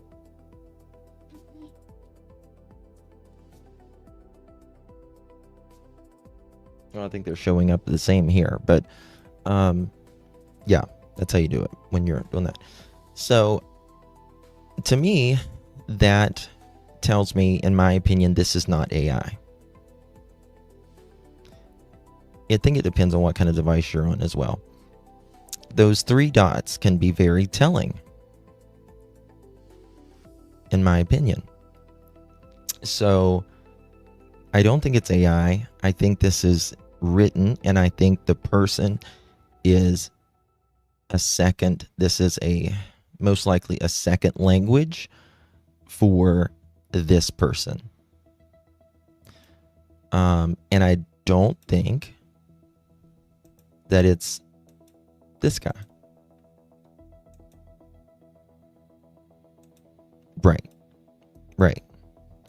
I don't use three dots. I do the three dots. I'm like, hey, how are you doing? You know, I'll do something like that.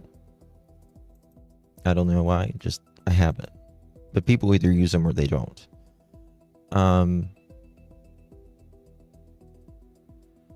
Once payment is received, I'm going to look at that letter here in a second because I just thought of something.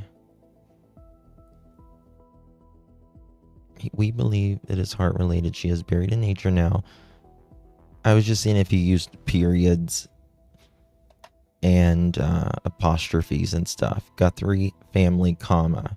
We did not fully grasp the seriousness of her physical condition. Dot. Period. Rather, we never intended to hurt her, comma. That was not our intention, period. She perished shortly after she was taken, period. We believe it was heart-related, period. She is buried in nature now, period. Nothing you could have done could have changed the outcome, period. We want your family to know this and hope you all can find peace, period. We are truly sorry, period.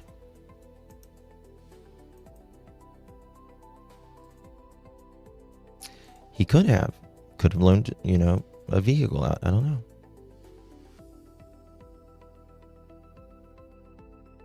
Oh, Sassy, you've been sick, honey. I'm sorry. Hope you feel better. Okay, here we go. Off location, back in Tucson. Let's see the rest. Chop, chop. If payment is not received by the last deadline, she will be killed. Your mother is aware of this and her life is in your hands. ... That's interesting. The ... Who does that?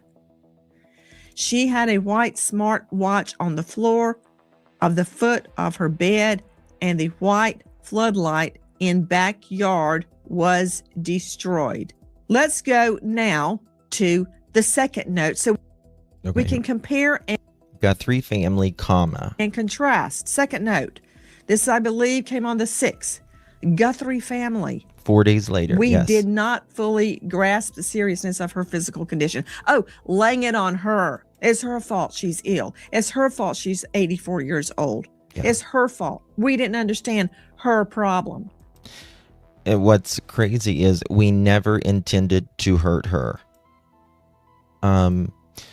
You took an 84-year-old out from her home and you said, if you don't pay up, she's dead. Right? And she died anyways.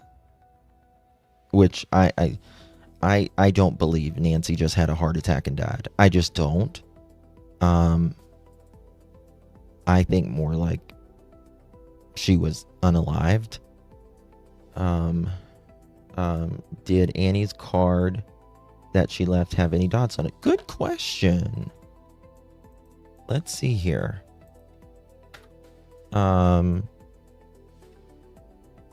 Guthrie family card left outside home.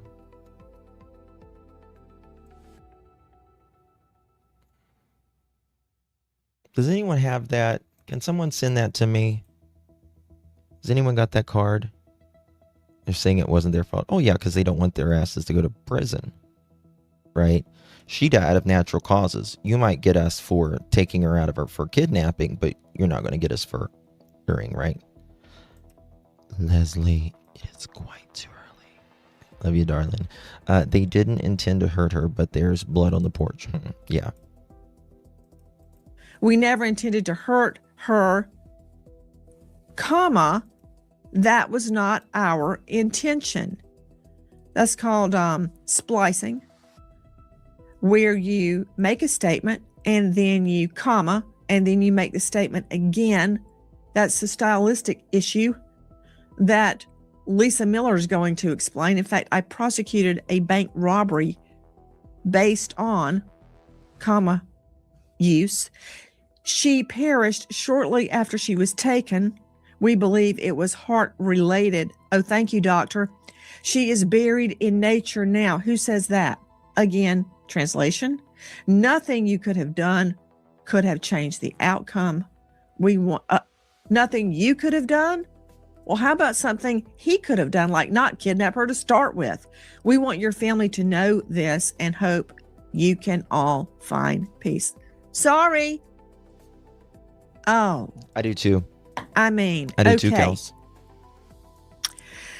Straight out to Lisa Miller joining us, former detective, former chief. 2 people had written the ransom note. Right, listen to this.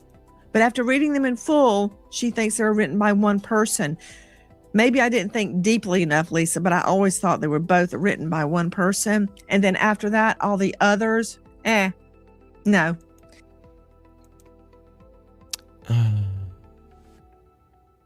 First one is very stern. The second one is very apologetic. I mean, of course, assuming that the first time you write a ransom note to the, assuming the family's going to see it. But here's the thing. In the first ransom note, it said cops will not be able to help you. Well, why the hell did you send it to 3 different news outlets? On the screenshots I sent you. Did you just send them?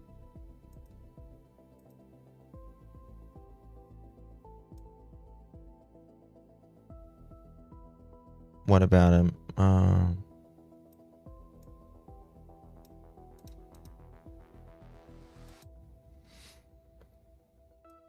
Oh yeah, I've shown these a long time ago. Property document special, durable, power of attorney. Tommaso Cioni is the principal.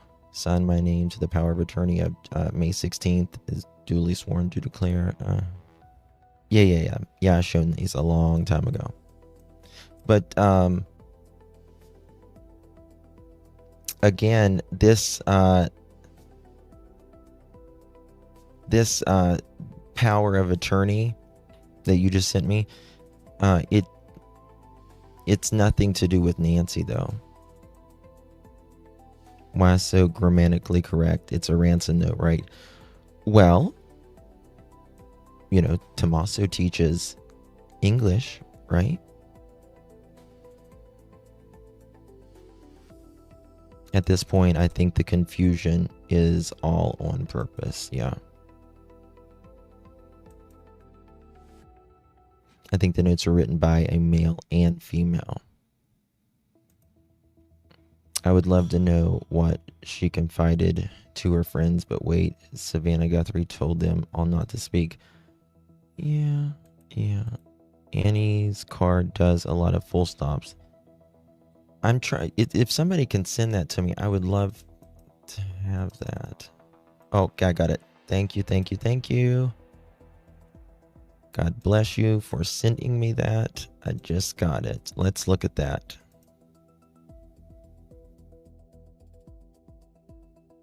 LinkedIn. Wait, it's not.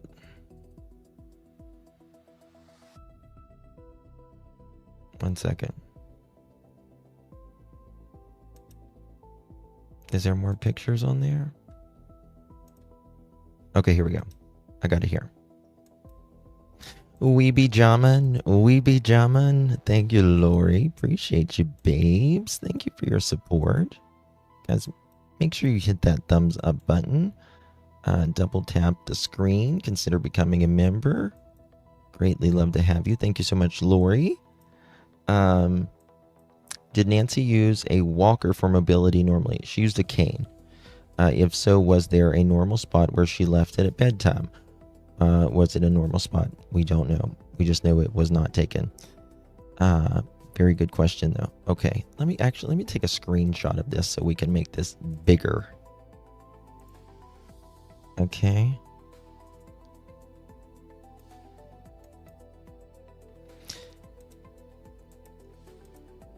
We'll do it like this. Okay, check this out. Mama, we miss you so much. Our hearts are broken. There's a lot of explanation points. There's commas. But Mom, comma, though we are surrounded by so much darkness and unnecessarily, is that what it says? Unnecessarily? Uncertainty, rather, comma. Our love burns bright, period. We love underscore you, mommy, comma. Or maybe it's a period. We miss you so much, period. Our best friend, explanation point, explanation point. It looks like a 5-year-old wrote that. Or it does. It could be helpful if they looked through all the cards and notes left at Nancy's memorial to see if there are any similarities. Yes. In my opinion, I think Nanos is believing the narrative that Tommaso and Annie stated on him that they know she made it home because first Annie took her home, then they said it was Tommaso who took her home. There was a little discrepancy in that, yeah. Yes, 6th grade teacher would be disappointed by spelling mistakes on the ransom note.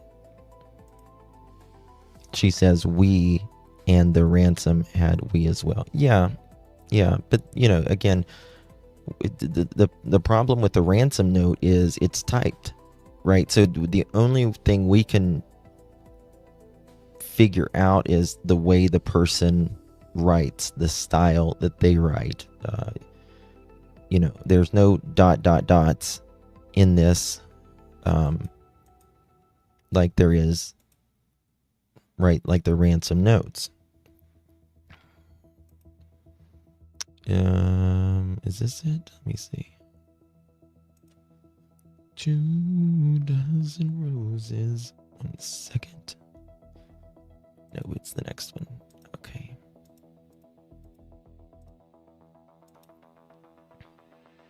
Right here. Actually, 1 second. I may have the one right here. Let me try this. A brown chicken, brown cow.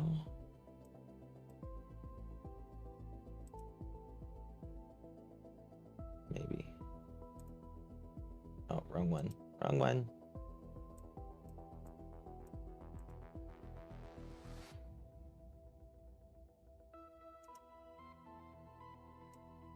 Oh, that's Luke. Okay.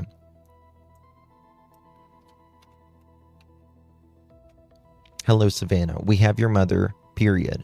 She is safe but scared, period. She will be held for ransom, and once payment is received, she will be released unharmed, period. We will be holding her for a maximum of 7 days, period. You will need to send Bitcoin in the amount of $4 million US before 5 p.m. on Thursday, the 5th. Why 5 p.m.? If payment is not received, the ransom will be increased to $6 million US, which will need to be paid by 5 p.m. on Monday, the 9th. Once payment is received to the Bitcoin address below, she will be released within 12 hours of deposit to a safe drop-off location back in Tucson, period. If payment is not received by the deadline on Monday, the 9th at 5 p.m., she will be killed. Now, remember that. She will be.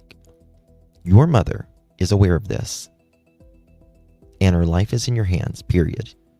It is the best interest of everyone to have this completed as soon as possible, period.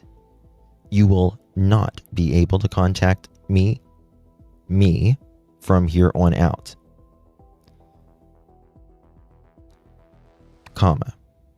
There will be no negotiation, period. Do not play games, law enforcement will not be able to help you, period. She had a white smartwatch on the floor of the foot of her bed, and a white floodlight in the backyard was destroyed, period.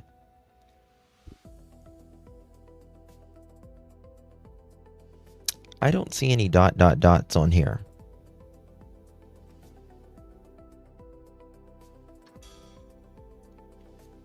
I think that was on Nancy's only.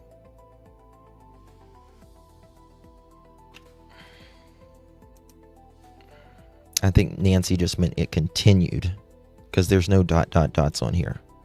Is there? Am I missing it? No, there was no ...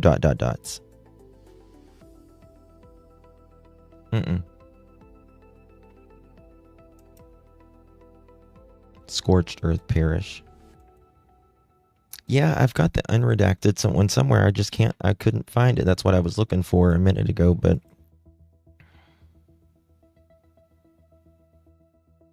is that it? Nope, that's not the one. Redacted. It's all right. Nancy's was shortened version. Yeah.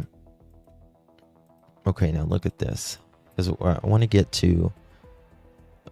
Holy hell, 26 months. Congratulations on 44,000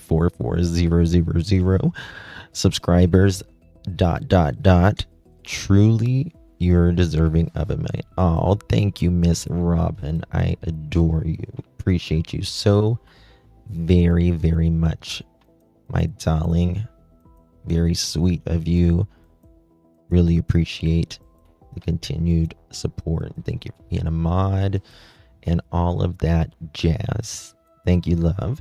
Tori, thank you for the floating heart, my darling. Appreciate you very, very much. Good to see you, my darling. Thank you for the support. Too much flowery and extra wording for a pro ransom note.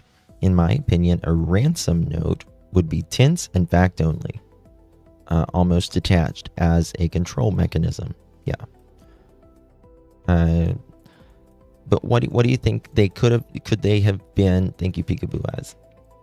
Do you think they could have been to sound remorseful, as so if they get caught, you know, they are using this just like they said, you know, we think it was heart related. That is for if they get caught, for a defense. Right? We didn't unalive her. It happened naturally. We think it's heart related. Sorry about that. Wanting to show compassion. Yeah, I showed it last night, crazy. I just don't. No need to say we have your mother, Nancy. There's no need to say a lot of that, right? No need to say we have your mother, Nancy. No need to say how she died. No need to even say sorry. Because what the sorry gonna do? You know, if you're sorry, you wouldn't have done it to begin with. And if you're really sorry, the minimum you could do is say where the hell she is. Thank you, Sassy. Listen to this. Let me pull this up while I'm... Also, the same IP address. That's a big red flag. It's the same person. But I can't wait to hear your analysis. Tell me everything. Well, initially, we kept hearing reports about the excerpts. And it sounded like the second note was a massive shift in tone. And it definitely was different than what we're seeing in the first. So that lended me from reporting to think that maybe two, even though it came from the same IP. However, when we start taking a look at the two notes together, and I think one of the most definitive things that links these two notes are these comma splices that you explained. Two sentences unnecessarily separated by the comma. The second sentence in these two notes is a reinforcing statement. So it's not necessary. Like, we never intended to hurt her. That was not our intention. Hey, Sassy. Why say both? Sassy, that link you sent me didn't work. There's a lot of filler words. Yes. Yes. Perished and scorched earth are often used in military jargons. Yes. Yes. We're going scorched earth. They will say in a lot of... And that's that could be very interesting as well, right? If it's not poetry, GT, it could be someone military, right? Or into politics as well. Now, don't start on the Epstein stuff, people. Don't give me that. He's a loser. We don't have to make him a bigger loser than he already is. He's rotting in Hades right now. But it could be locally, maybe. Two ransom note writers, I believe. T wrote the first one, English as second language, and A wrote the second one. More poetic. First note said pay by the 5th, 9th, or they would unalive her. Second note came in, said the 6th, saying that she was already gone. Yes. Shortly after, contradicts asking for payment by the 9th, and they would return Nancy. Bingo. Bingo. Who do we know in the family that's military? Well, yes, but I don't think Cameron has anything to do with it at all, in my opinion. Both of those things, and it's repetitive. It was not our intention. We did not intend to hurt her. And then we're also seeing open compounds in both of these statements. Most people, when they write out smartwatch, it's smartwatch, one word. Floodlight, one word. If they see heart related, they hyphenate heart related. But in these notes, we're seeing these open compounds, the smart watch, two separate words, not together. Heart related. Smart watch is one word. Heart related. No hyphen. So we're seeing these things. They seem to. And that right there, in my opinion, again, tells me it is not AI. Smartwatch would have been one word if it was AI. Heart related, probably a dash in between it as well. Yes. And I was listening to a YouTuber that I genuinely like the other day, but she was saying AI makes, all the time misspellings. And I'm like, I've never seen AI make a misspelling. Yes. Yes. And that's why I do not think this is AI, in my opinion, at all. At all. Zilch. Now, okay, so I have people in my home that are, bilingual, right? And so when you have a first language that you were born with, even though you speak another language, you are constantly translating in your head. And a lot of people forget this. So like, if I speak English as my native language and then I speak Spanish, even though I'm speaking Spanish, while I'm speaking Spanish, I'm constantly translating in my head. What's the word for this in, my language? What would be the word in Spanish? And so I think that this is a second language for this person.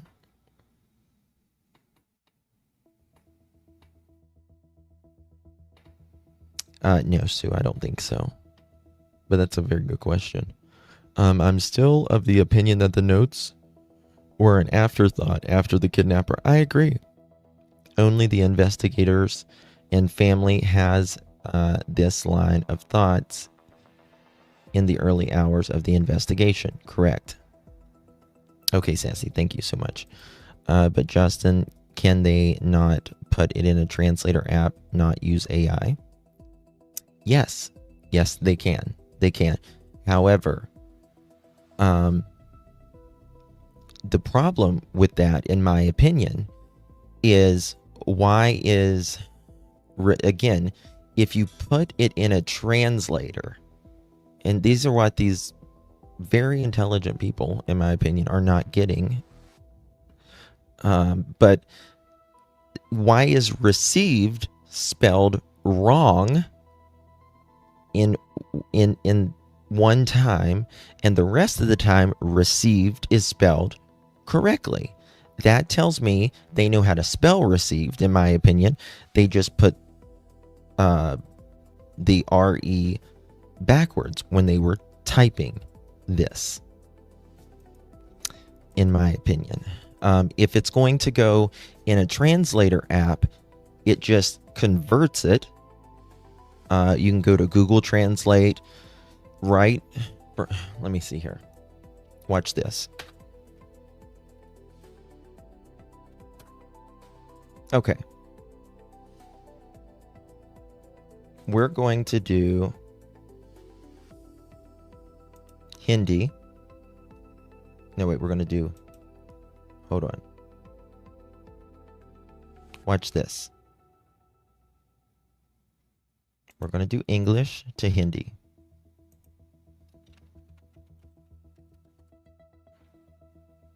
No.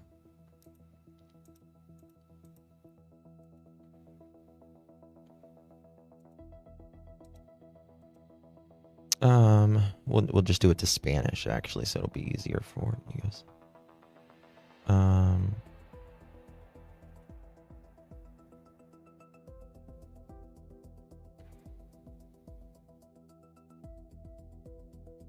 me see here.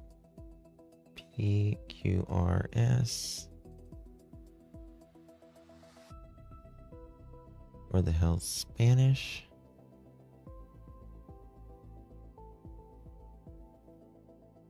Maybe.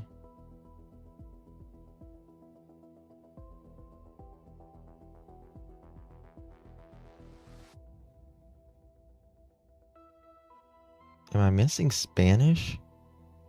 Oh, here it is. Okay, there we go. All right, English to Spanish. Right. Okay, so let's do hello. It's so great to see you.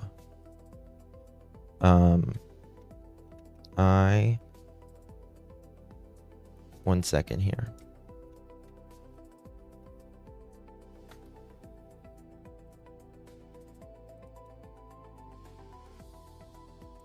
Now watch. I actually make this bigger. And then watch, received, right?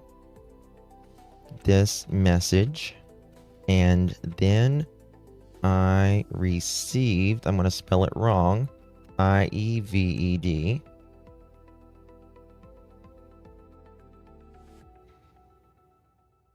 See, it corrects it. It knows what I'm saying.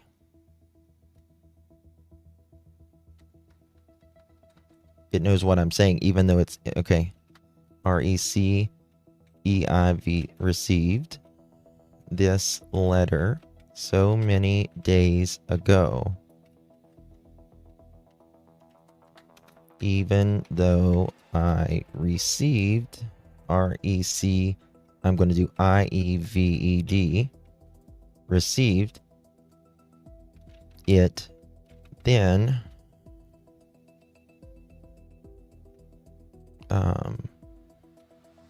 I just wanted to thank you for it. Okay? Hola, me alegra mucho saludarte. Recibí este mensaje y también esta carta hace ya varios días. Aunque los recibí hace tiempo, quería agradecerte por ellos. Thank you, Miss Dolores. Appreciate your support, my love. Thank you for all you do. Thank you, Miss Dolores. I adore you. Now watch. Hello, it's so get so see you. I received this message and then I received this letter so many days ago. Even though I received it, then I just wanted to thank you for it. Okay. Now, watch this. Okay, I'm going to cut that. Now watch. If I just paste it in there, even though I spelled received wrong, it knows it. Okay.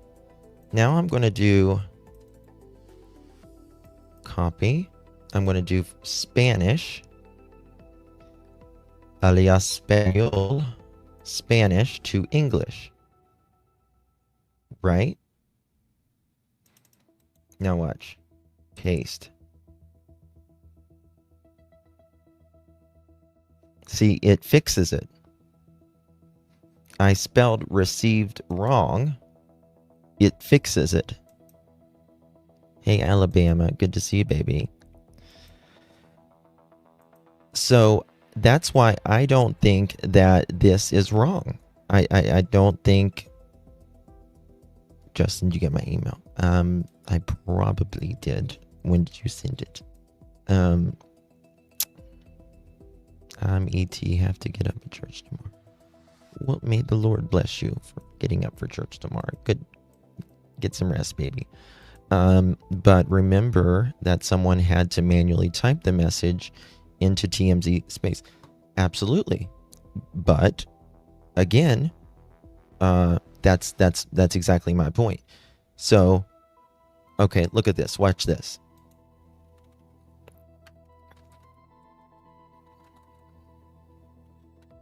TMZ tip line. Watch this. Okay? You saw that, right? Now, watch. I'm going to to copy this, right? Because it automatically fixed the received, even though I spelled received. But wait, that's what I'm talking about here, right? Even though I spelled received wrong one time, it fixed it. It fixed it, right?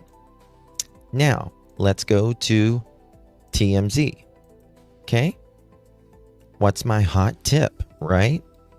I copied that. I copied it and pasted it in there. Received isn't, right? Is not spelled wrong. Not spelled wrong.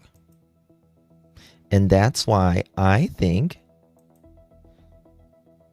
it was not AI, because smartwatch was spelled wrong. Heart related, there was no hyphen.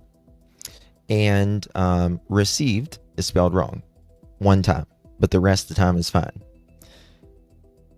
You just seen me put it in a translator. Even though I spelled received wrong, I went from English to Spanish. It fixed it correctly in Spanish. The time I wrote received wrong, it still corrected it. And then I went from Spanish, copied it, pasted it from Google Translate. From Spanish to English, it corrected it in English.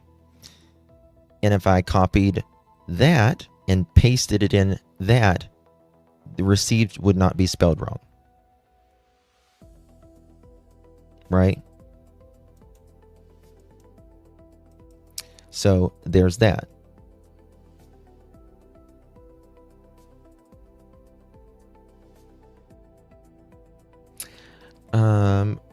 I don't know why we are all acting like we don't know what's up with this case. It's almost like all top 10 YouTubers that know each other or somehow involved. Oh, if that's what you think. I don't know what that's supposed to mean, but cool. Joanne, thank you so much, dear. Appreciate you very much. Thank you for the gift, baby.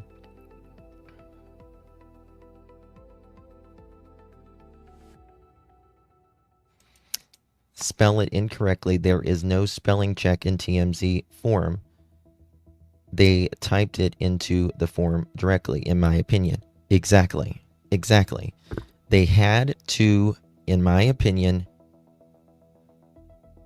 top 10. I know, what a compliment, right? I am in the top 25% for my genre, though, in my subscriber category, though. In YouTubers from 30,000 to 75,000 subscribers. But I wish I was in the top 10. So they probably typed it into the tip page. Yeah. I know, Alabama. Damn. I'm just giving away all the fucking secrets here, aren't I? Lord. Telling them, yeah. I mean, I'm just not going to say someone did this when I have absolutely no clue who did this. I have no clue. I'm not going to say something. Oh, thank you, Lisa. You're an amazing reporter and so much fun. Thank you, babe. Appreciate you very, very much. Really do appreciate that.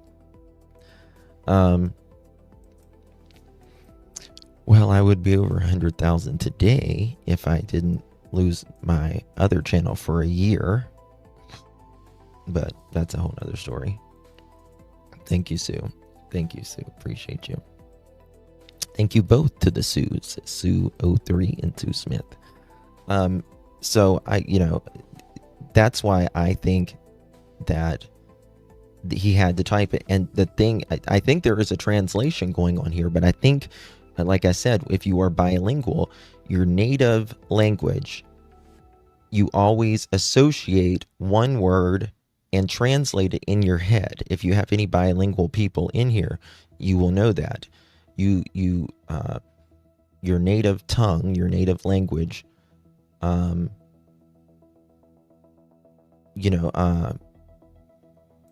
second here. Let me show you, right? Let me show you what I mean, just to make it more clear. I just want to explain it as best as possible. So you English to Spanish, right? So when all of us know this word in Spanish, all of us does. Everyone does, pretty much. And that is, hello, hola, right? Hola.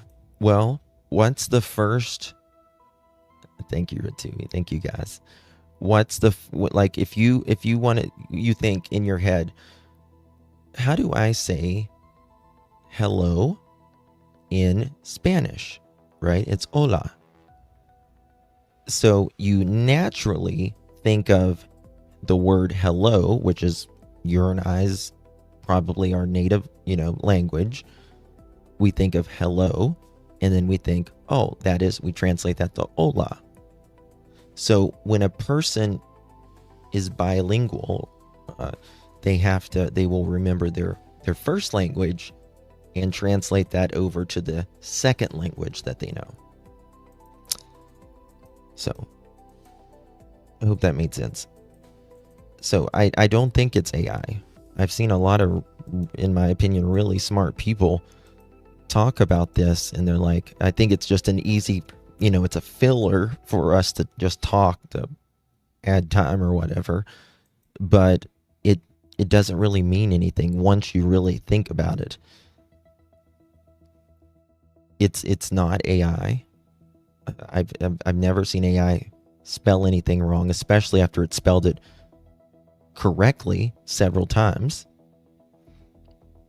And then, AI loves the apostrophes, or the dashes, rather. Smartwatch, one word, not two words. That's a mistake. So this was typed. Okay, I got you, babe. I think the errors are intentional to mess and create confusion. I don't. I think the letter itself was, but I think this is stylistically. What's this? And for that reason, I have to make a caveat here, though. These are both short notes, so it's hard to say definitively. You can't assign a gender. It's hard to say definitively that it's from one person. But based on what we have, that's the best analysis. Lisa, didn't they both come from the same IP address? That is my understanding from reporting, yes. I'm glad you said it that way because, I never know which end of Nanos things are coming out of, this end or the other one. I'm still stunned. Day 100, he goes, we don't have enough.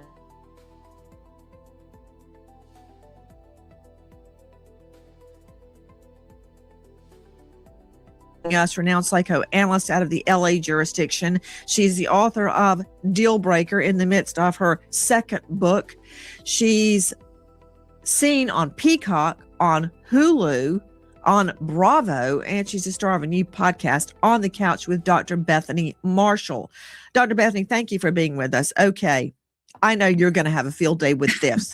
Let's put up the first ransom note that has been released. The whole point of this tonight is, will it help us catch her killer? That's the issue.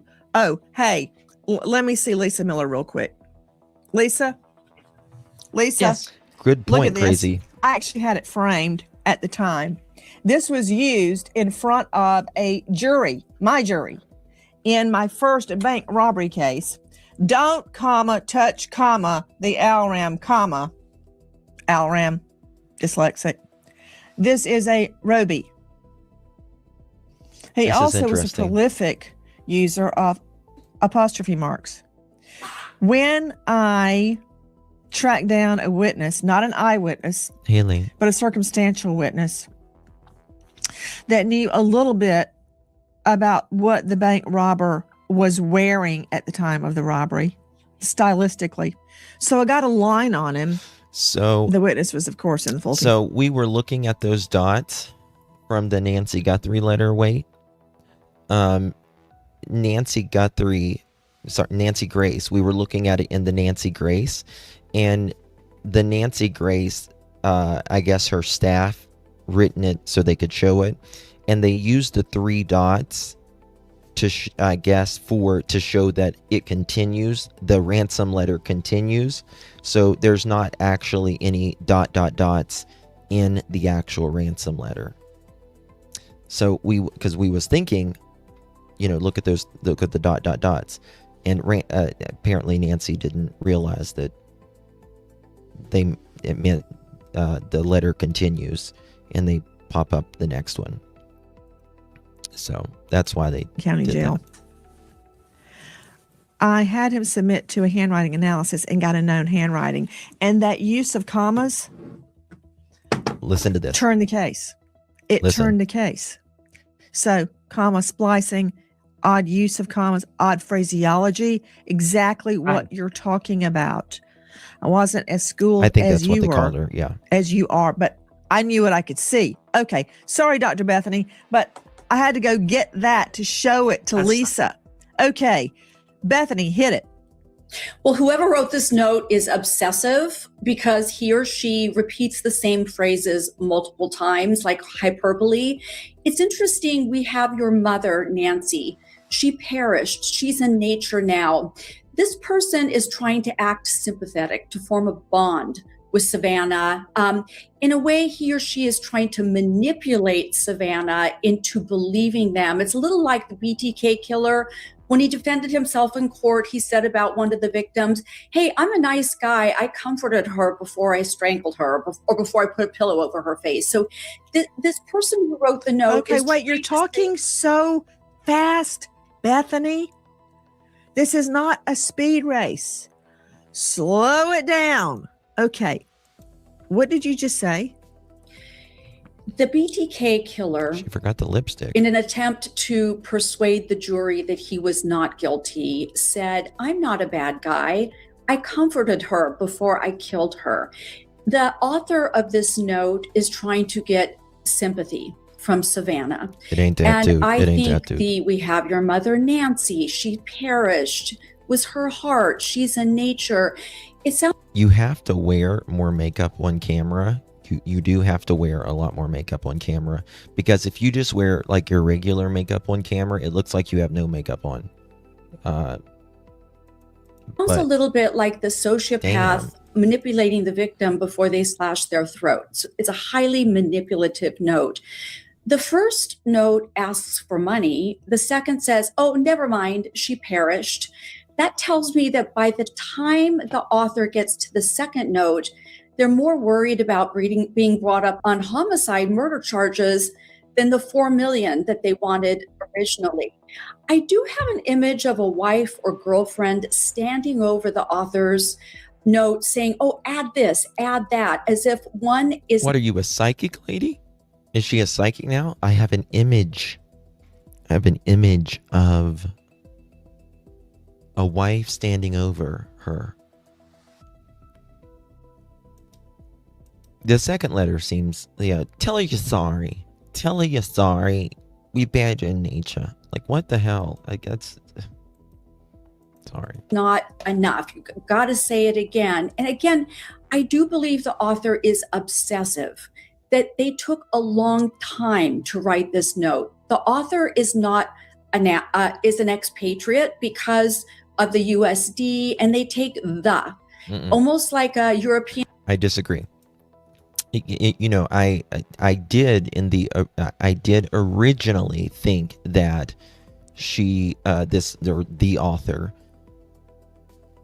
thought, this is they are foreign, and I still think they're foreign, but not because of the US dollar.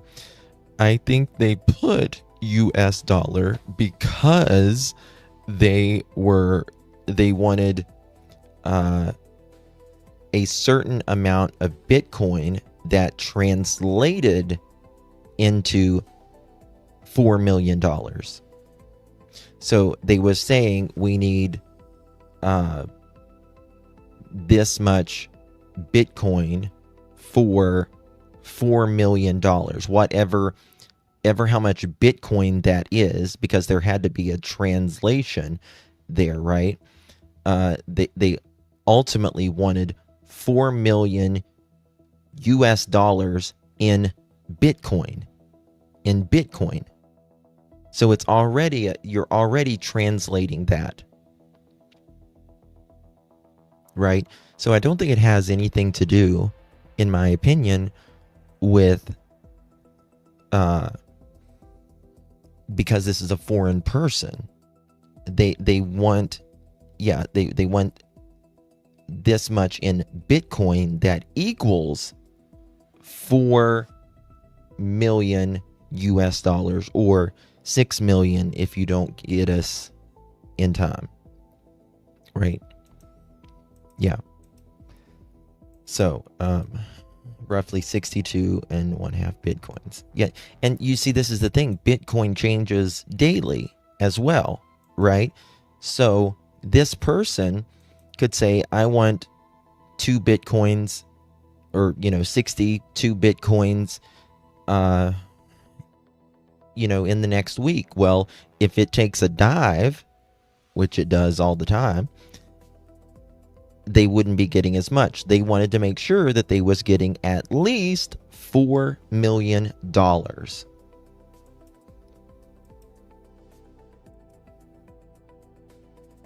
Bitcoin has actually gone down a lot too. Right. Yeah. Yes. What if one of the notes was from his mom-like figure, cause he likely doesn't have a girlfriend, alone, or obsessive?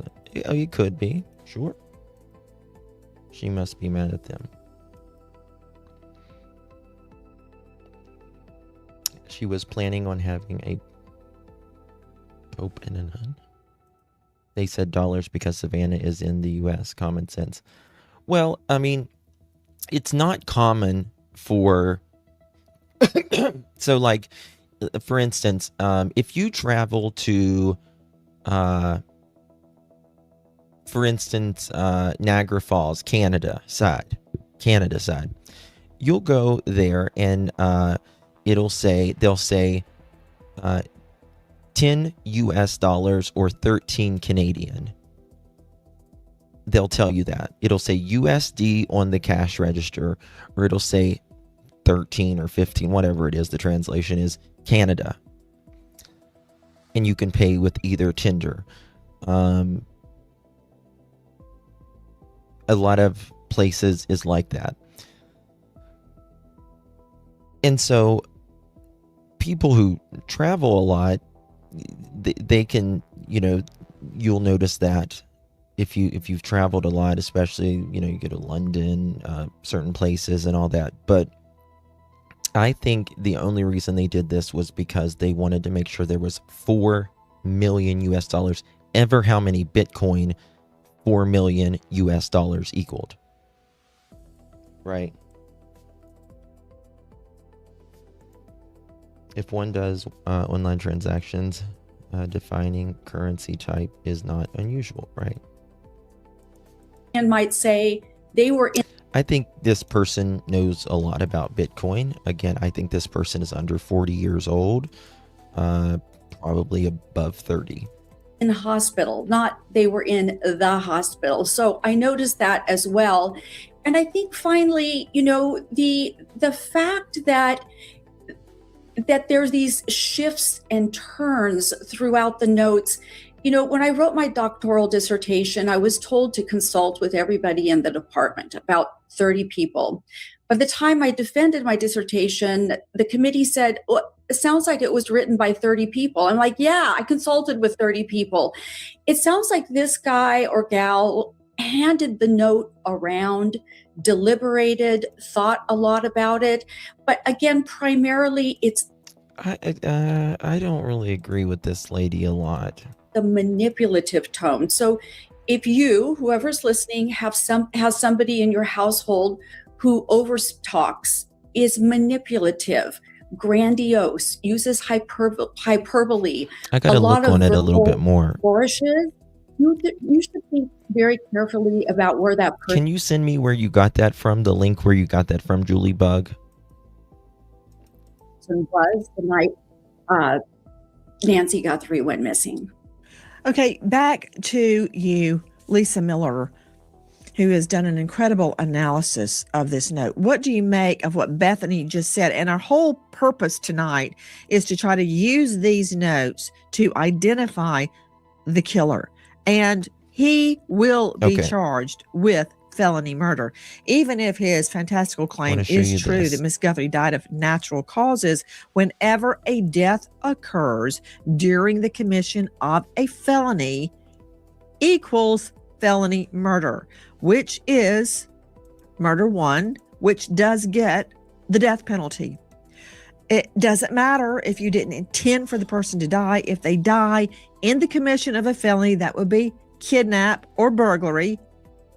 That's a felony murder, punishable by the death penalty. Now, you heard what Dr. Bethany said. Now, I have great respect for Dr. Bethany, a clairvoyant. I don't know that, but thank you. Her Exactly, image, Nancy. she says, of a girlfriend standing over the writer's shoulder is not far-fetched. I want to show you something, guys. That said, what do you make of it? You know, I have much respect for everything that was said. From an investigative standpoint, I look at the second note kind of like I looked at the offender across the table from me back when I was doing interviews of murderers, or even the worst offenders that did some of the worst crimes against children. They always minimize their involvement. They turn it, the second note is a passive thing. Nancy perished. Nancy didn't perish. You did something horrible by taking a vulnerable elderly woman out of the house. Okay. And all right. So now I want to talk to you guys about this. So, pretty early on in the Nancy Guthrie investigation, they went to a GUN store. We talked about the letters, about how they wrote this and all this. And we know sorta what Porch Guy looks like, right? I think we can say that he in my opinion, he's not white. He might be mixed or whatever, but looking for very specific names on this, right? And I want to show you something here that I'm trying to pull together here. Now,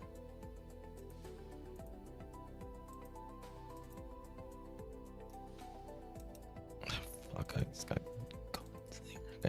1 second so I can play this. 1 second. List of people that had pictures and names on it.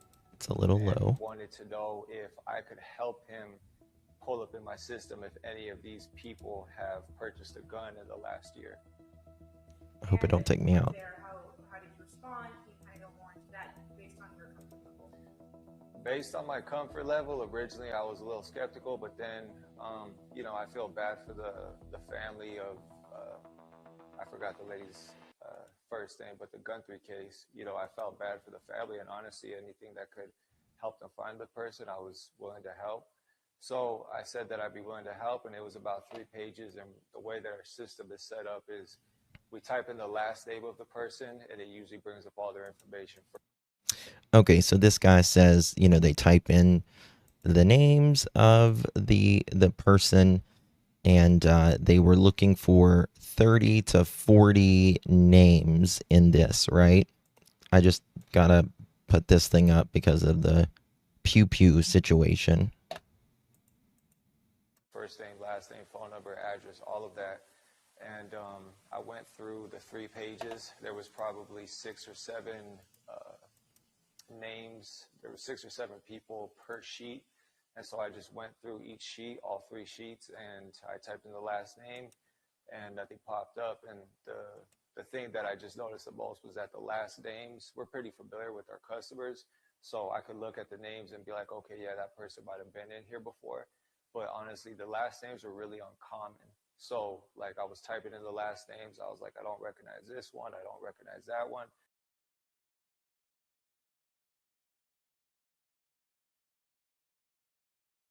Oops, I was muted. Sorry. So this guy says he was typing in the last names that they were looking for. Again, 30 to 40 guys. And he says, you know, when anytime you buy a pew pew, they have record keeping of that, right? Because they have to send that to the FBI. And the last names were very, very uncommon. And he said, you know, I typed in this name. I didn't know, never heard of that name. These were very uncommon names. Not only had he not seen them in the store before, I don't even think he had heard the names. Listen.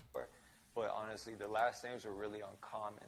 So like I was typing in the last names. I was like, I don't recognize this one. I don't recognize that one. And so I just went through the 3 sheets, typed them all in, and none of those people had ever been here. How many names and photos total? To be honest, I don't remember the exact number of names per sheet, but it was 3 papers. And I want to say that there was probably 6 to 8 people per sheet. They had photographs and they had names, and it was 6 to 8 per sheet. You had mentioned beforehand too that you noticed something when looking through the photographs. Can you kind of go back into that? Yeah, so I mean, the FBI agent didn't tell me why he was here, other than just he wanted to know if somebody or any of these people that he had on the papers had purchased a gun from us. But as I was looking at the sheets, because I had watched the video on the news of the kidnapper, you know, sticking bushes in the camera, and it showed his face, and even though he was wearing a ski mask, you could sort of see the outline of his goatee, his mustache, and everything. So I was able to look at the photos that he was showing me, and I told the FBI agent, I was like, I'm no investigator.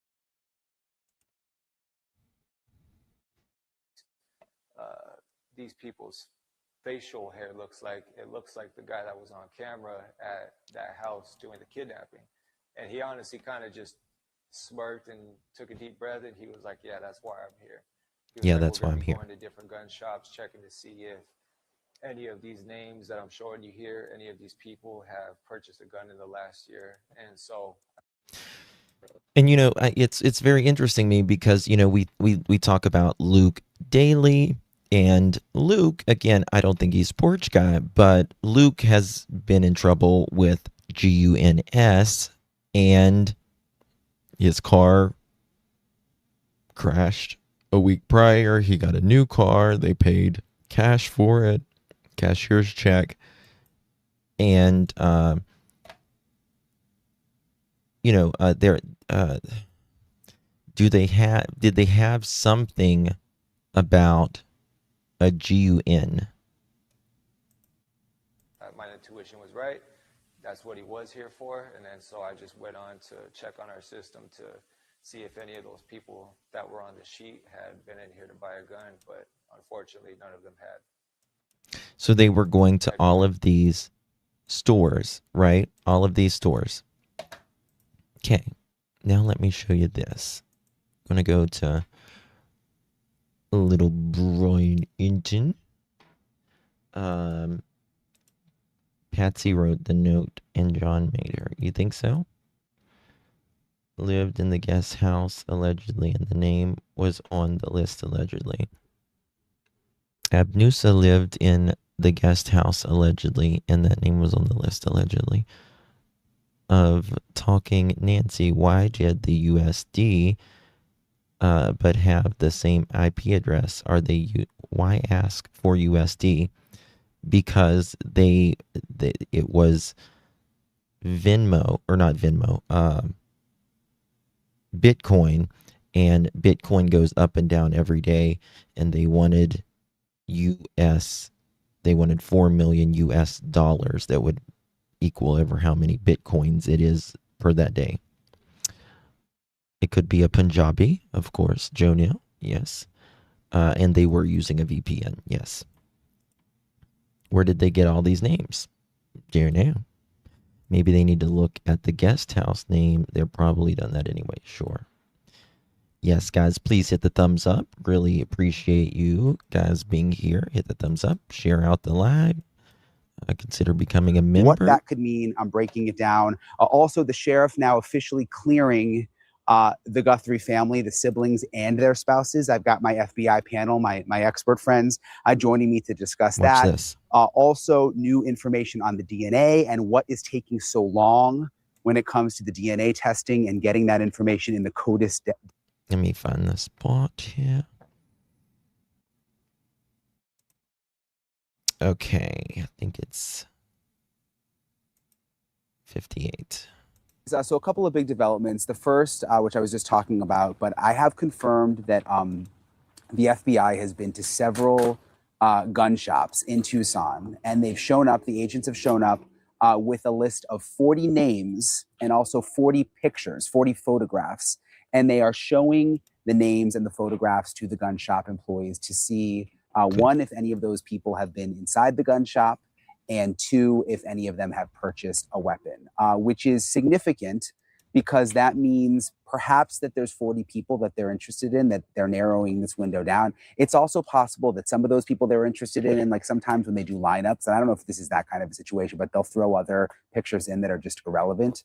But what I do know, again, is that they've gone to several gun shops with a list of 40 names and 40 photos trying to figure out if those people have been inside the gun shop. So these aren't just like pictures where they're saying, do you know who this person is? They have the names. They just want to know if they've been in the gun shops in Tucson. So that's new, and that's pretty interesting. The other thing that's new today. What is Carlos's last name? Do y'all remember what his last name was?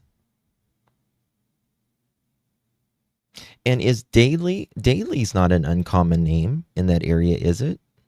I agree a little with doesn't some anonymous notes look like written by young kids or poetry written on wall? Bigger body shape?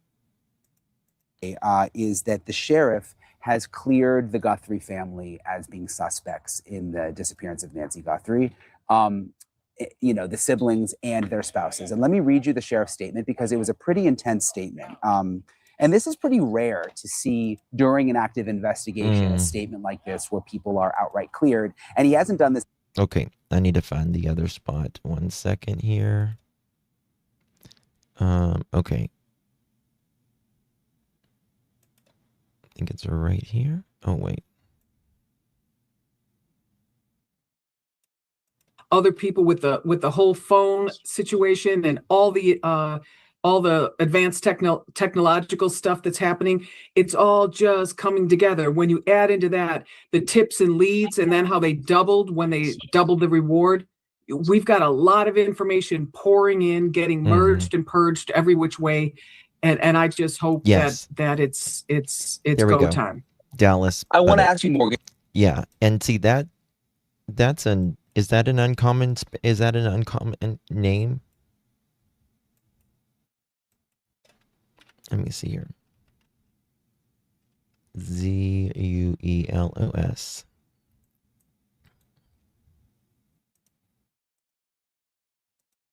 Is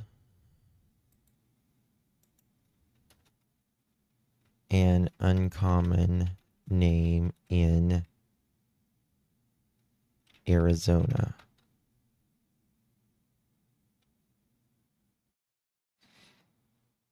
Which is an uncommon Spanish name in Arizona and the United States.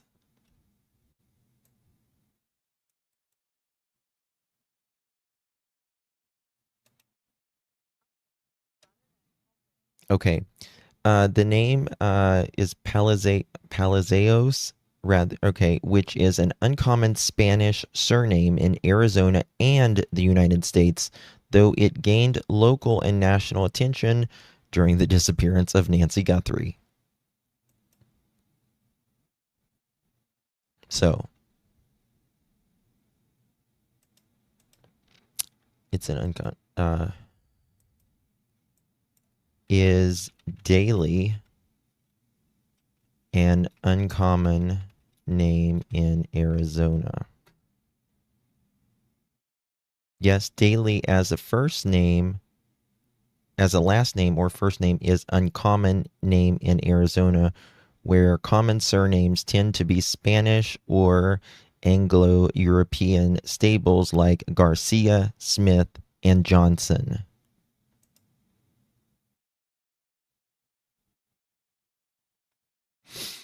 U.S. popularity. It ranks outside the top 1,000 most common surnames in the state, appearing only sparsely compared to high-density regions in the Northeast or Midwest. State demographics. Arizona's most frequent surnames heavily skewed toward Hispanic heritage, such as Garcia, Martinez, or Hernandez, or ultra-common national defaults, Smith and Johnson.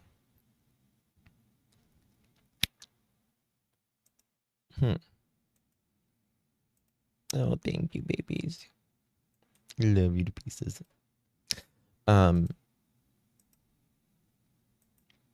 So that's interesting.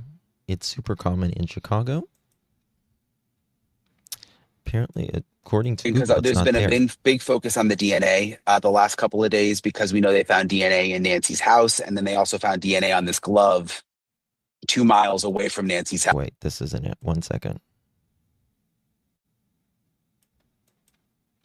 This would mean that they've swabbed everybody at this point. Is that what that means? Yeah, I mean, direct comparisons are easier to get through, quicker to get through. You're not uploading into the CODIS database. You're not trying to go through all of those profiles. It's quicker to do a direct comparison to a family member. So I'm assuming right off the bat, they ask for consent from those family members to get some buccal swabs from them and to get them sent to the lab for comparison. I'm guessing that's why you got that news today, that they're going to be able to rule those family members out. I guess based on the glove, if we're assuming the glove and the house, whatever that foreign profile is that's unknown at this time, I'm assuming it's coming back to no one. So when they would go into a house like Nancy's to process it, and they say that they found DNA that doesn't belong to Nancy or any of her friends or family, how does that come about? Are they just swabbing the whole house? Like, can you really walk me through how they go about processing a house like this? So generally speaking, when we go into houses, we want to look for areas that we believe were some point of contact by the suspect. So, I mean, in this case, it's a little more difficult because we don't have Nancy to say, you know, this item was moved or this item has disappeared. So we're looking for areas where maybe it was disturbed, or I'm assuming because the family went to check on her, they noticed areas that looked maybe out of place, or like what they said, maybe some things were knocked over. So you're going to go for those areas. If you're going for door handles where you know the suspect was entering in and out, those areas can be swabbed, but generally speaking, they're a lot more difficult to analyze because how many people have touched that door handle? We slough off thousands of skin cells daily, so anybody who goes in and out of there potentially could have deposited onto those areas. But if they're saying they have a profile inside the house, I'm thinking that maybe it's something that they specifically swabbed, knowing that it looked like it had been gone through, it was ransacked, it was knocked over, something that led them to that area that they believe they would develop a profile. If there's a knife out on the counter, you're going to do the handle of that and the blade. If need be, you're going to use alternate light sources. You're going to. So I was just looking right here. We'll come back to this, but I was just looking about like cameras in the area. And there's cameras all over Tucson. Look at this.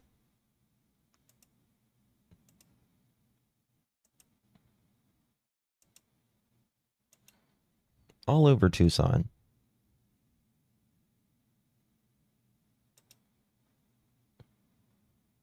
Like, how do they not have someone? I've heard the cameras aren't operating. I'm assuming that adopted individuals are way more difficult to connect through genetics, genealogy records. Well, I mean, Not anymore. You do a 23andMe, it's going to show you that who your siblings, or if you have any other siblings, or if you have, it's going to show you. So after asking AI how to write a ransom letter, oh my God, you're going to get it. Knock, knock on the FBI door. Yes, thank you for that. They were 100% awesome. I was just trying to see if there was like, let's see here. Tucson, Arizona, live camera feeds.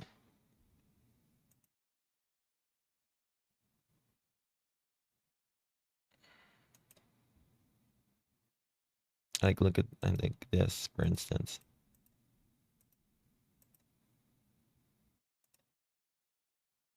It's live. There's like, maybe he went to the restroom and he was there a long time. I really believe there wouldn't had the perps DNA if they would have took the front door mat. That makes me sick.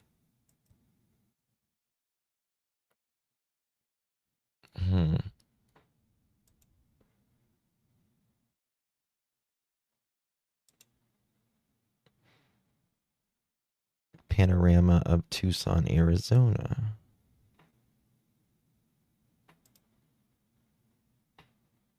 Where is this at?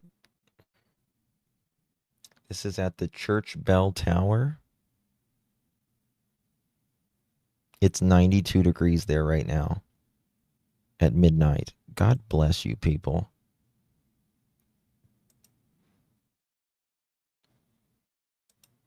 Okay, that one.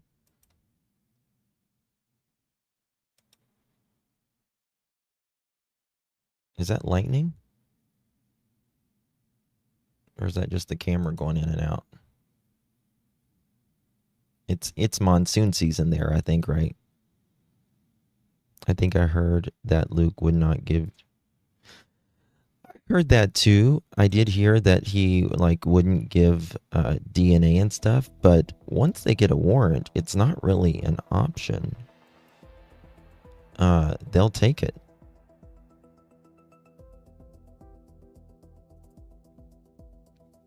Is it my TV or is Justin's screen super skinny?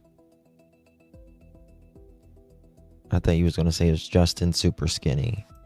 I was going to be like, thank you, girl. I wish.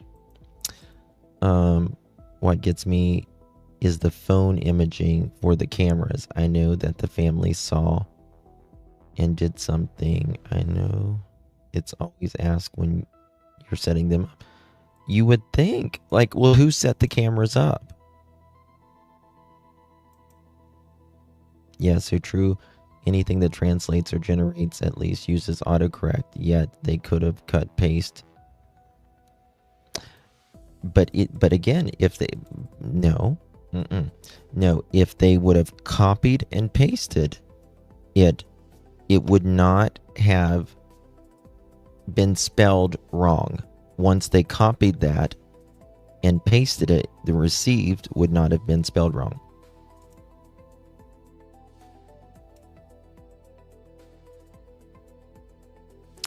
And they would have got a notification that there was a perp at the first time. Actually, you know when they got, I think it was in the dispatch. I think that's highly unlikely, Sassy. Highly unlikely. That's a lot of lightning. Yeah, it is. It's hot there. When it's hot, it gets stormy. I mean, it's 90 degrees at midnight. Or, no, well, it's not midnight there. It's, what, 10 o'clock? 10:16? What was I talking about? Oh.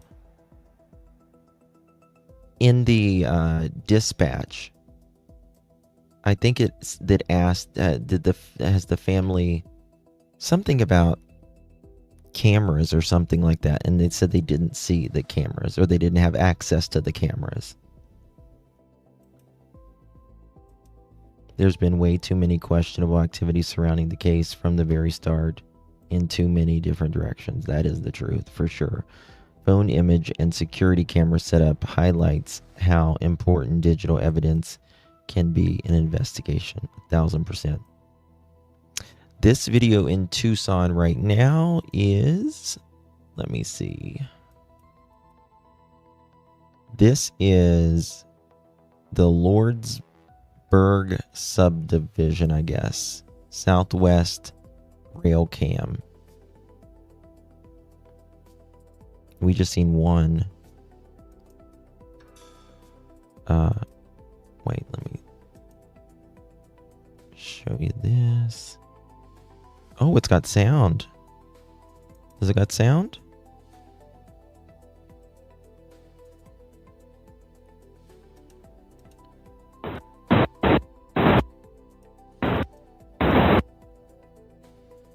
Not very good sound. But, and this one's in Tucson. This is another one in Tucson. Maybe it's just the camera. Maybe it's just the camera that's going out. I don't know. Let me see if you guys see it here.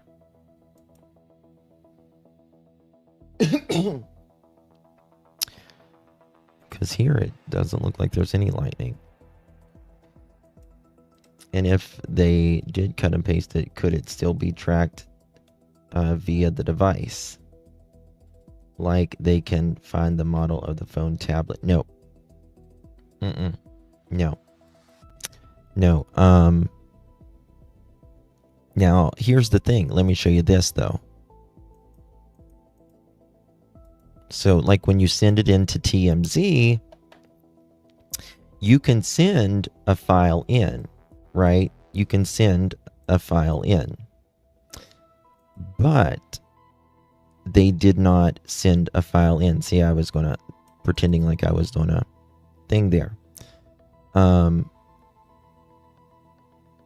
This is anonymous. You can, with the TMZ, you are required to do an email address, right? Which, again, you can do, like if you're giving out,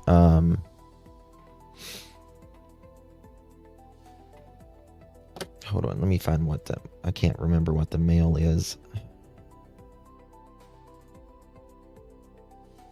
Let me find a mail. Proton mail. Proton mail is what generally, like if you're sending a tip into the New York Times or, like governmental or anything like that, it has a VPN and it has, even Proton employees cannot see who sent it at all. It is 1 billion% encrypted. It's like the most encrypted email you can get. Now, hold on a second. I just thought of something.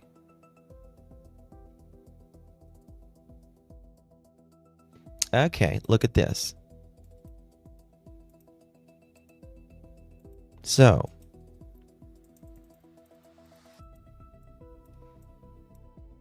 let me see here. KOLD news tip. KOLD news tip. Okay. Notice this right here. Subject, news tip, name. They put Savannah Guthrie. They made up an email address, savannah@gmail.com. Now, that's probably fake. because there is no, that email address is already taken. So they allow fake email addresses. They allow fake email addresses there because look at this, what I'm going to show you. Now, we're going to, this is KOLT.com. Contact us, send us a news tip, contact News 13. It looks exactly like this. Please select one. News tip, press release, news comment, programming, technical difficulties, website, apps, advertising. It's going to go to whichever department. News tips is the one that's probably checked the most because tips only last so long. And they wrote in Savannah's name, and then they made up an email address. I don't remember and then they question or comment, the date, and then you have to agree to those terms and conditions and hit submit, right? So there's that. Interesting, they knew to use that tip portal, so tracing is impossible. Yes.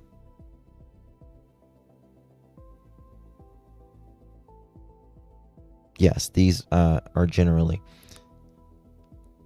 send questions, comments, or concerns to 13 Newsroom by filling out the form below. I wonder what the privacy policy says.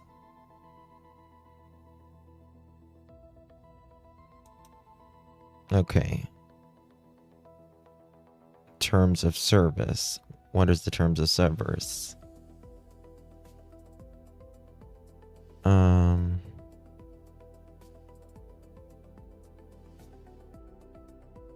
Looking for something. It's very interesting because the terms apparently go through Google.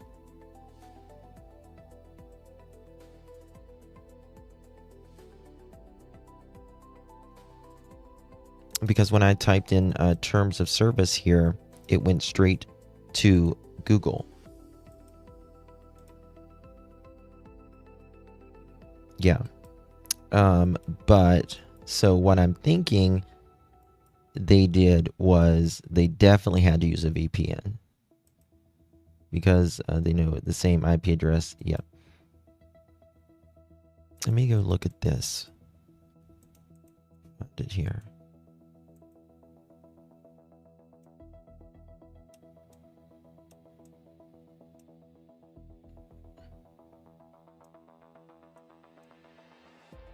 Yeah, it doesn't give the IP address here. I cannot believe these buffoons put this out without redacting it. Whether international or not, this AI discussion helped mask their linguistic or writing patterns. Well, I don't think it's AI at all. I don't think it's AI at all. Zilch. Nada.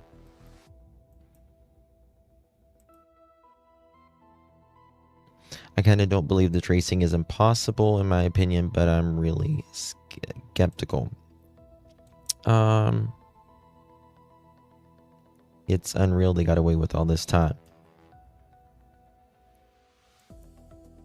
Yeah. Thank you, Joanne, for the gift, my dear. Appreciate you very much. It really is. Okay. I want to go back to this gun. Can't see it. Should I just set it? Because this is important.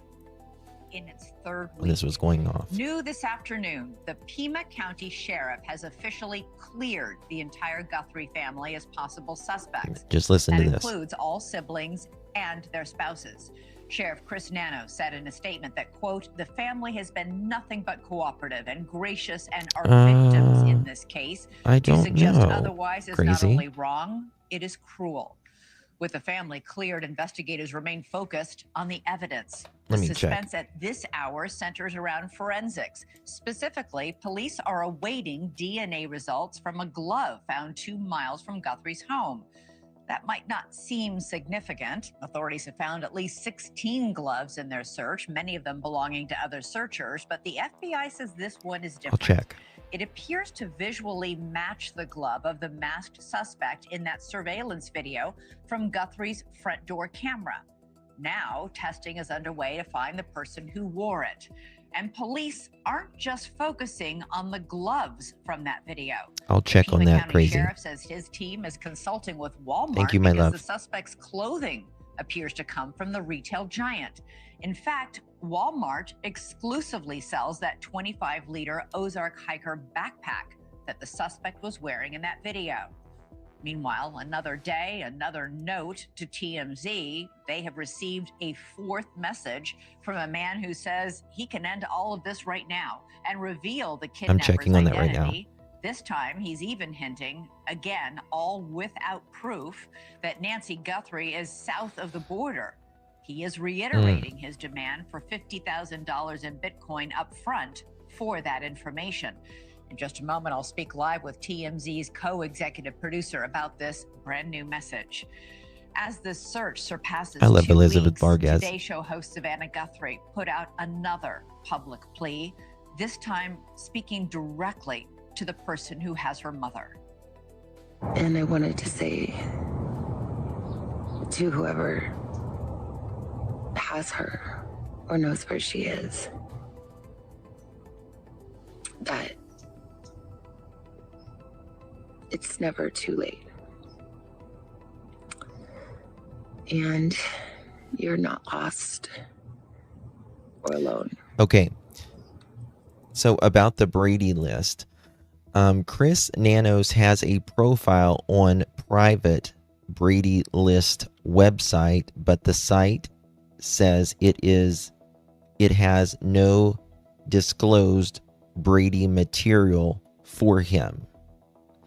I have not found an official public record confirming that he is formally Brady listed.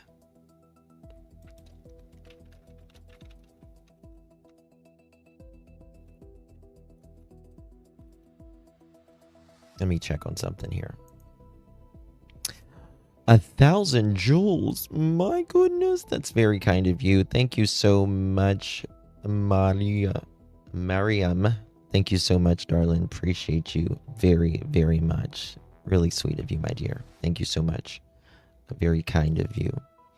The straps on the perp's backpack don't match the Walmart one. I wonder if it could be different models of that same backpack sold in different areas. And it is never too late to do the right thing. All right, let's get our coverage started with News Nation's Brian Enton live for us on the ground in Tucson outside Nancy Guthrie's home. Brian, what are you seeing at this hour? Elizabeth, I have some brand new reporting that I just confirmed in the last couple of minutes, and that is that FBI agents have been to several gun stores right here in the Tucson area. And when they show up to the gun stores, I have learned that they have 40 names. Okay, we'll get to this in a second. Let me just show you this about the Brady list. I've got it here. Okay, so this is the Brady list. The Arizona list includes also known issues of police misconduct, do not call status, decertification, public complaints, use of force reports and citizen reports. The information has been curated by journalists and private citizens, and the platform is available as all that stuff. Okay. Let me show you this. And then it's got Chris G. Nanos. Right there. Pima County Sheriff's Department. And then it's got Pima County Sheriff. So, there's that. Meaning what about his standing on the list? It doesn't say.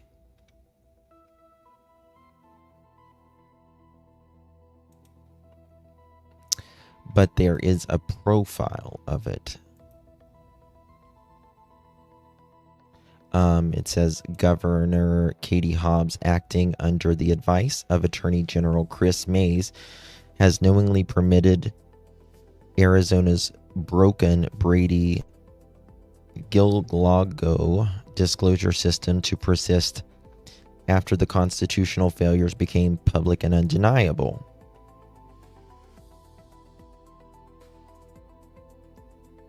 It's notice of Brady disclosure record status for Christopher Nanos. At this time, there is no records or previously disclosure Brady material available for Christopher Nanos. This should not be interpreted as a conclusive determination of that.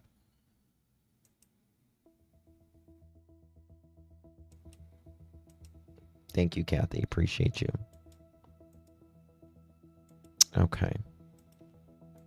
Let me pop this one up. Actually, you know what? I'm going to end it now. My blood sugar's dropping. I need to go get something to eat. I don't know why, but I'm just getting a little shaky.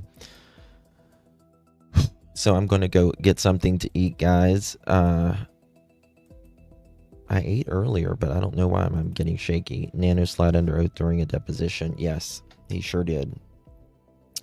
Love you guys. Appreciate you. I'm going to end it here. It's 12:30 at night, so I've been here 3 hours and 16 minutes. It was scrubbed probably. Yeah. Yes, guys, please hit that thumbs up button. Really do appreciate you guys. I will see you guys, Lord willing, tomorrow. I feel fine. I'm just getting a little shaky. You know that shaky feeling you get. So love you guys. Appreciate you. I'll see you guys, Lord willing, tomorrow. Good night.